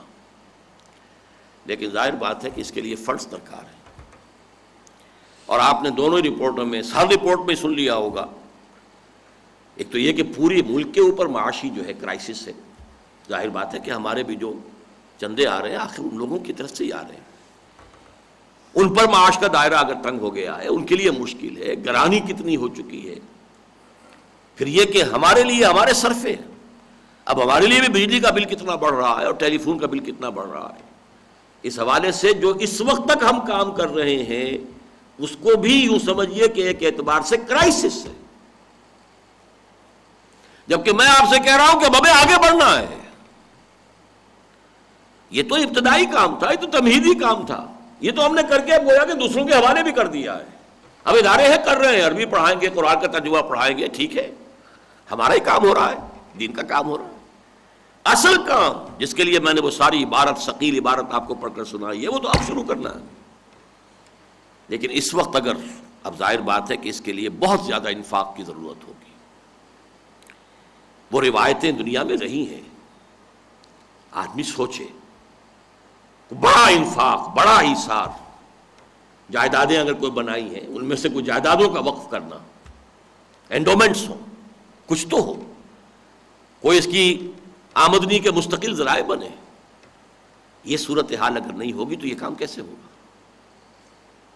لہذا اس کا ایک شعبہ جو ہے وہ تو یہاں لاہور میں ہی ہمیں قائم کرنا ہے. میں کہیں کہہ بیٹھا تھا کہ میں اس شعبے کو کلیتاً امریکہ منتقل کر دوں، تو اب دیکھیے کیا مزاج ہیں. بمشکل 29-30 برس کی عمر ہے ڈاکٹر احمد افضال کی، اور میں اسی کام کے لیے انہیں اگر امریکہ منتقل کر تو اس پر انہوں نے اظہار ناپسندیدگی کیا. وہ جانا نہیں چاہتے. لاکھوں آدمی مرتے ہیں اس امید میں اور اس خواہش میں کہ ہم کس طرح امریکہ پہنچ جائیں. اس کی جیب میں اب بھی ہے، میں نے زبردستی اس مرتبہ ان کو بھیجا کہ تم اپنا گرین کارڈ جو ہے اس کو ختم نہ کرو، چکر لگاؤ جا کر، ورنہ یہ کہ وہ ختم ہو جاتا. یہ ہے اللہ نے ایک جذبہ پیدا کر دیا. وہ انٹرنل جذبہ ہے، انسان کا اپنا جذبہ ہے. وہ جذبہ بیدار ہو جائے. یہ ضرور ہے کہ متعارف کرنا جو بھی کسی تحریک کے ذریعے سے ہو گیا ہو. تو میں یہ سوچ رہا تھا کہ میں پورا کا پورا امریکہ منتقل کر دوں، یہاں تک تو ہمارے حالات جو ہیں وہ مالی اعتبار سے، لیکن نہیں، انہوں نے پسند نہیں کیا. میں بھی سمجھتا ہوں اللہ تعالیٰ ہمیں یہیں پر اس کام کو کرنے کی توفیق عطا فرمائے. دوسرا اس کا مرکز امریکہ میں قائم ہو رہا ہے، ہو چکا، ہونا چاہیے تھا لیکن کچھ اس میں تاخیر ہوئی ہے، اور وہ ہے انسٹیٹیوٹ آف قرآنک وزڈم، جس کے لیے اللہ تعالیٰ نے پھر خاص چھپر پھاڑ کر ایک اور نوجوان ہمیں دیا ہے، باسط بلال، جس کے 2 سال پہلے کے لیکچرز جو ہیں وہ پورے پاکستان میں تہلکہ مچا چکے ہیں. ایوان صدر سے اس کے بارے میں سوالات کیے گئے کہ وہ کیسٹ کہیں ہیں، اور انہوں نے جو تجویز کیا ہے کہ اب ہمارا جو انسٹیٹیوٹ وہاں قائم ہوگا، institute of Quranic wisdom and post modern thought. یہ زمانہ ماڈرن مر رہا ہے، اب پوسٹ ماڈرن ایرا شروع ہو رہا ہے انسانی تاریخ کا. پوسٹ ماڈرن تھاٹ، اس کے کرنٹس کچھ اور ہیں. پوسٹ ماڈرن تھاٹ یہ انشاءاللہ امریکہ میں ہوگا. ان کی یہاں بلالی اذان جو ہے بہت مشہور ہوئی تھی. 3 لیکچر جو اسی ہال میں انہوں نے دیے تھے 2 سال قبل. اور یہ ذہن میں رکھیے کہ جس کا میں نے خلاصہ آپ کو سنایا ہے وہ 6-7 نکات میں اسلام کی نشرت ثانیہ، وہی ہے کہ جس سے انسپائر ہو کر اس کی مین تھیم کو لے کر انہوں نے تھیسس لکھا ہے، اور وہ ایک مکمل کتاب، ضخیم کتاب کی شکل میں بھی بہت جلد شائع ہو جائے گی. وہ ان کا تھیسس ہے. اسی رشت ثانیہ سے. بہرحال یہ بھی انشاءاللہ تعالیٰ بہت جلد آ جائے گا. لیکن امریکہ کے حوالے سے ایک بات آخری آپ کو بتا دوں. ہمارے ایک ساتھی ہیں تنویر عظمت، اور وہ یہاں 1 سالہ کورس بھی کر گئے ہیں. پھر وہاں انہوں نے تنظیم کی، جو تنظیم نو ہو رہی ہے ٹینا کی، تنظیم اسلامی نارتھ امریکہ کی، اس میں بہت کام کیا ہے. تقریباً 2 سال انہوں نے اپنے عام کیریئر سے نکال کر اس کام کے اندر اپنے آپ کو مصروف رکھا ہے وقت. اب ان کا ایک بڑا طویل خط آیا ہے میرے نام. وہ تو مجھے ہجرت کی دعوت دے رہے ہیں، پاکستان میں کچھ نہیں ہوگا، آپ یہاں آئیے. اس سے پہلے انہوں نے گنوائی ہے کہ آپ کی 2 ہجرتیں فورسڈ ہوئیں. انہوں نے میرے حالات پڑھے ہوں گے نا کہ ایک میرے پردادا 1857 کے بعد مجبور ہوئے تھے ہجرت کرنے پر، ضلع مظفر نگر چھوڑ کر، اور ضلع حصار پنجاب میں آنے پر. وہ 1857 کا معاملہ تھا. 1947 میں پھر وہ فورسڈ ہجرت ہوئی کہ میں مشرقی پنجاب سے مغربی پنجاب آیا ہوں. وہ کہتے ہیں اب ایک والنٹری ہجرت کیجئے اور یہاں آئیے، یہاں ہے میدان، یہاں ہے کام کرنے کے وسائل، یہاں ہے ذرائع. بہرحال میری ایسی کوئی نیت نہیں ہے، نہ میرا کوئی ارادہ ہے. میں تذکرہ صرف اس اعتبار سے کر رہا ہوں. قرآن مجید میں بھی اس مضمون کی ایک آیت ہے، ان یکفر بہا ہؤلاء فقد وکلنا بہا قوما لیسوا بہا بکافرین. اے محمد صلی اللہ علیہ وسلم، اگر اس قرآن کی ناقدری تمہاری اس قوم نے کی تو ہم نے اس کے لیے کچھ اور لوگ تیار کیے ہوئے ہیں کہ جو اس کی ناقدری نہیں کریں گے. ان یکفر بہا ہؤلاء فقد وکلنا بہا قوما لیسوا بہا بکافرین. تو اللہ تعالیٰ کو کہاں منظور ہے، کہاں ہو جائے گا. ہم تو پاکستان میں وہ کام نہیں کر سکے کہ جو بھارت میں مسلمان لٹا ہوا، پٹا ہوا، دبا ہوا. وہاں جو اسلامک ریسرچ فاؤنڈیشن ہے، ہفتے میں 2 مرتبہ میرے کیسٹ جو ہیں وہ کیبل ٹی وی پر دکھائے جا رہے ہیں. 8000 فیملیز کو دیکھ رہی ہیں. حال ہی میں ایک خط سے معلوم ہوا، مولانا اخلاق حسین قاسمی صاحب کے خط سے، کہ دلی میں بھی دوردرشن پہ بھی کبھی کبھی وہ دکھاتے ہیں درس قرآن میرا. پاکستان میں 1982 کے بعد سے بینڈ. ہم اشتہار بھی نہیں دے سکتے. میرا نام کسی اشتہار میں آ جائے وہ اشتہار نہیں لیا جائے گا. ان یکفر بہا ہؤلاء فقد وکلنا بہا قوما لیسوا بہا بکافر. میں نہیں کہہ سکتا وہ مشرق میں ہو مغرب میں ہو، لیکن بہرحال سمجھ لیجئے کہ میرا اپنا منشا وہ نہیں ہے. لیکن یہ کہ اس کے لیے میرے پاس تو یہی ہیں لوگ کہ جن سے میں کہہ سکتا ہوں کہ ہمت کریں، ایثار کریں، انفاق کریں، آگے بڑھیں. بڑی بڑی جائیدادیں چھوڑ مریں گے، نہ معلوم پچھلے کیا کریں گے ان کا. اور آپ کی جائیدادوں کے اوپر کوئی گلچھرے اڑائے گئے اور اگر کوئی اور غلط حرکتیں ہوئی تو آپ کے بھی نامہ اعمال میں درج ہوں گی چیزیں. اس حوالے سے نوٹ کیجئے کہ یہ کام میں اس لیے کہہ رہا ہوں کہ اب اصل مرحلہ جو آ رہا ہے اس کے لیے تو ظاہر بات ہے کہ ہم تو یہ روٹین جو اس وقت کے ہمارے اخراجات ہیں ان کے اعتبار سے کرائسس میں آگے کیا ہوگا، اس لیے میں نے اس قدر آپ کی سما خراشی کی ہے. لیکن میں جو کچھ کر رہا ہوں وہ میں آپ کو بتاتا ہوں. میں تو امریکہ سے ریکلیم کر کے لا رہا ہوں لوگوں کو. میں کیا ہجرت کروں گا، میں واپس لا رہا ہوں. الحمدللہ ثم الحمدللہ 5 فیملیز اب آئی ہیں اس وقت اس 1 ایئر کورس کے اندر امریکہ سے، جن میں سے 4 کا مستقل فیصلہ یہ کہ اب یہیں رہنا ہے. 2 ڈاکٹرز ہیں، نیورولوجسٹ، امریکہ کے board certified neurologist, 2 M S C engineering جس کو ہم کہتے ہیں کمپیوٹرز کے اندر. پھر نوجوان جو آئے ہیں engineers, mechanical engineers, civil engineers, 3 وہ آئے ہیں. تو یہ جو سب آ رہے ہیں امریکہ سے چل کر آ رہے ہیں. یہ الٹی گنگا دوڑ تو لگی ہوئی ہے امریکہ جانے کی. لیکن میں جو کوشش کر رہا ہوں اور مجھے امید ہے، اس سے پہلے بھی جب میں نے شروع میں کوشش کی تھی وہاں سے لوگوں کو لانے کی تو بدقسمتی سے وہ یہاں آ کر ناکام ہو کر بعض لوگ واپس چلے گئے. اس لیے کہ وہ لوگ زیادہ تر وہ تھے کہ جو ہاتھ سے کام کرنے والے یا ٹیکسی ڈرائیور. اب ظاہر بات ہے کہ ان کے لیے یہاں پر کام نہیں ہے. کام ہے تو وہ جس کو ڈگنیٹی آف لیبر نام کی شے یہاں کوئی نہیں ہے. وہاں ٹیکسی ڈرائیور کو بھی کوئی شخص کوئی پولیس والا اوئے کہہ کے تو نہیں پکار سکتا. وہ تو اسے بھی کہے گا تو سر کہے گا، sir can I see your licence. یہ جو ڈگنیٹی آف لیبر ہے وہاں، وہ یہاں نہیں تھی. پھر یہاں پہ جو بھی اڑنگے ہیں اور یہ ہر جگہ رشوت، کسی جگہ وہ وہاں کی عادتیں ان کی کچھ اور ہو چکی ہوئی تھی. پھر کچھ لوگوں نے اعتماد کیا اپنے عزیزوں پر، رشتہ داروں پر، دوستوں پر، وہ رقمیں ان کی ویسے گم ہو گئی. لیکن اب جو آ رہے ہیں انشاءاللہ تعالی وہ پروفیشنلز ہیں، وہ یہاں خود اپنا پاؤں جو ہے کہیں جما کر کھڑے ہو سکتے ہیں. ایک فیملی کی ابھی مزید توقع ہے امریکہ سے آنے کی. پاکستان سے آنے والوں میں بیٹھے ہوئے ہمارے صافی صاحب بھی 2 دن پریکٹس کریں گے ہفتے میں. چیس اسپیشلسٹ ہے، پری میچور انہوں نے ریٹائرمنٹ لی ہے، ڈپٹی ڈائریکٹر تھے پروونشل لیول کے اوپر ہیلتھ ڈپارٹمنٹ کے. 5 دن پڑھیں گے، 2 دن جا کے پریکٹس کریں گے، اور ہوائی جہاز سے آنا جانا. پھر ہمارے ہاں پاکستان سے متعدد ایم ایس سیز ہیں، بی ایس سیز ہیں، بی اے ہیں، بی کام ہیں، ایک ایم بی اے ہیں، ایک ایم اے فلسفی ہیں. 26 حضرات میں سے 4 ایف اے 2 میٹرک، 6 نکال دیجئے تو باقی سب کے سب گریجویٹ یا پوسٹ گریجویٹ. اور اس کے ساتھ خواتین کا میرے پاس صحیح تعداد نہیں، میرے خیال 10-15 خواتین بھی ہیں. یہ ہے 1 ایئر کورس جو کہ ہم نے اس سال جو ہے اس کو تقریباً 9 مہینے کا 8.5 مہینے کا کیا ہے. یہ بھی ایک بہت بڑا لینڈ مارک ہے ہمارے اس کام کے اندر. اللہ تعالیٰ اسے قبول فرمائے.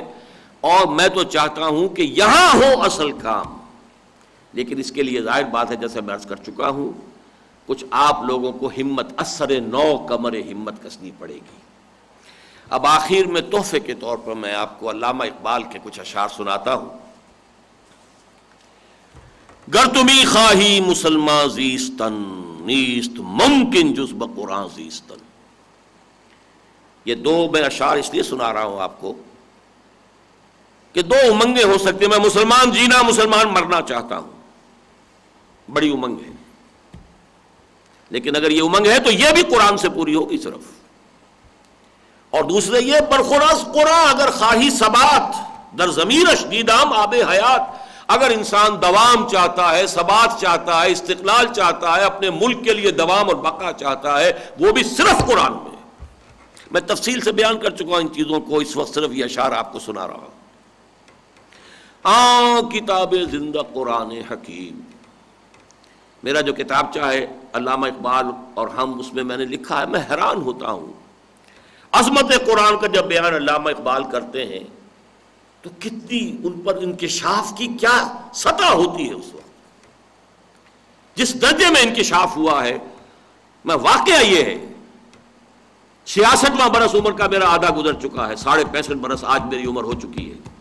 26 اکتوبر کو آج تک کوئی دوسرا شخص مجھے قریب بھی نظر نہیں آیا، کسے باشد کوئی دوسرا شخص نہیں، عظمت قرآن کے انکشاف کے اعتبار سے.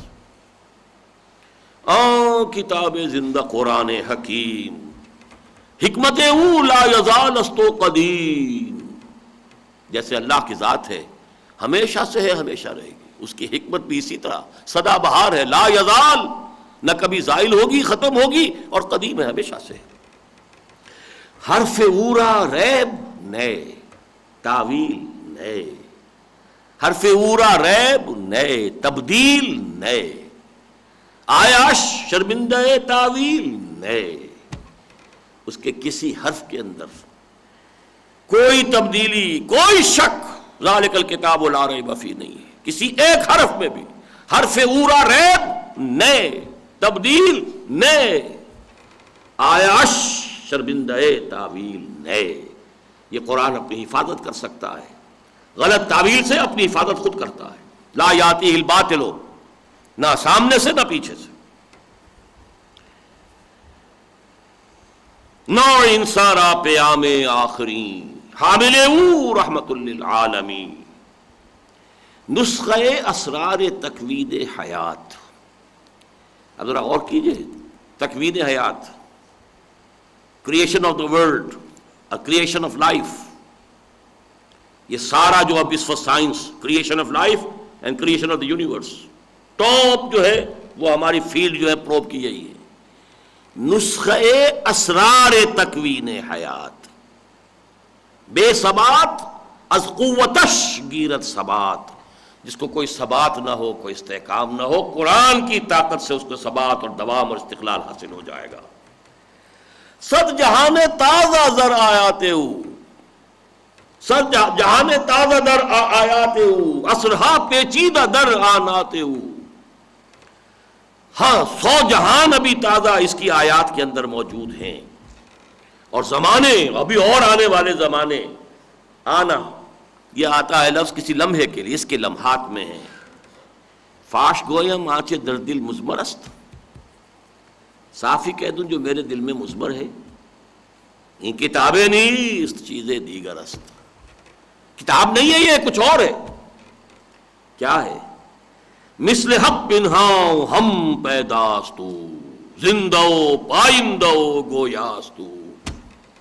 یہ تو ذات باری تعالیٰ کی طرح ہے، اللہ کا کلام ہے۔ کلام متکلم کی صفت ہوتا ہے، کلام میں متکلم کی پوری شخصیت حویدہ ہوتی ہے۔ مثل حق پنہاؤ ہم پیداستو هو الظاہر والباطن، اسی طرح اس قرآن کا باطن ہے، بہت تلاش کرنا پڑے گا، بہت ڈھونڈنا پڑے گا، ظاہر بھی ہے، سطح پر بھی ہے، اور گہرائی بھی عطا ہے۔ مثل حق پنہاؤ ہم پیداستو، زندہ پائندہ گویاستو۔ هو الحی القیوم، جو اللہ تعالیٰ کی شان ہے وہی اس کتاب کی ہے، زندہ پائندہ گویاستو۔ اور آخری شعر جو سنا رہا ہوں، چوں بجاں در رفت جاں دیگر شود، جب یہ قرآن کسی کے اندر اتر جاتا ہے، سرایت کر جاتا ہے، اس کے اندر انقلاب آ جاتا ہے، شخصیت بدل گئی، سوچ بدل گئی، نظریات بدل گئے، افکار بدل گئے، اقدار بدل گئیں، ویلیو سٹرکچر بدل گیا۔ پہلے زندگی عزیز ترین متاع تھی، اب موت سب سے زیادہ خوشائند شے ہے۔ نشان مرد مومن بات گویم چو مرگ آیت تبسم بر لب اوست، چوں بجاں در رفت جہاں دیگر شود، جہاں چو دیگر شد جہاں دیگر شود۔ جب انسان کے اپنے اندر انقلاب آ جائے، اس کے لیے دنیا بھی بدل گئی، اور اسی سے ایک عالمی انقلاب کا راستہ ہموار ہوگا۔ پہلا مرحلہ انقلاب محمدی کا افراد کا حصول اور ان کی تربیت اور تعلیم اور تزکیہ، اور یہ سارا کام ہوگا جہاد بالقرآن کے ذریعے سے۔ اقول قولی ھذا واستغفر اللہ لی ولکم ولسائر المسلمین والمسلمات۔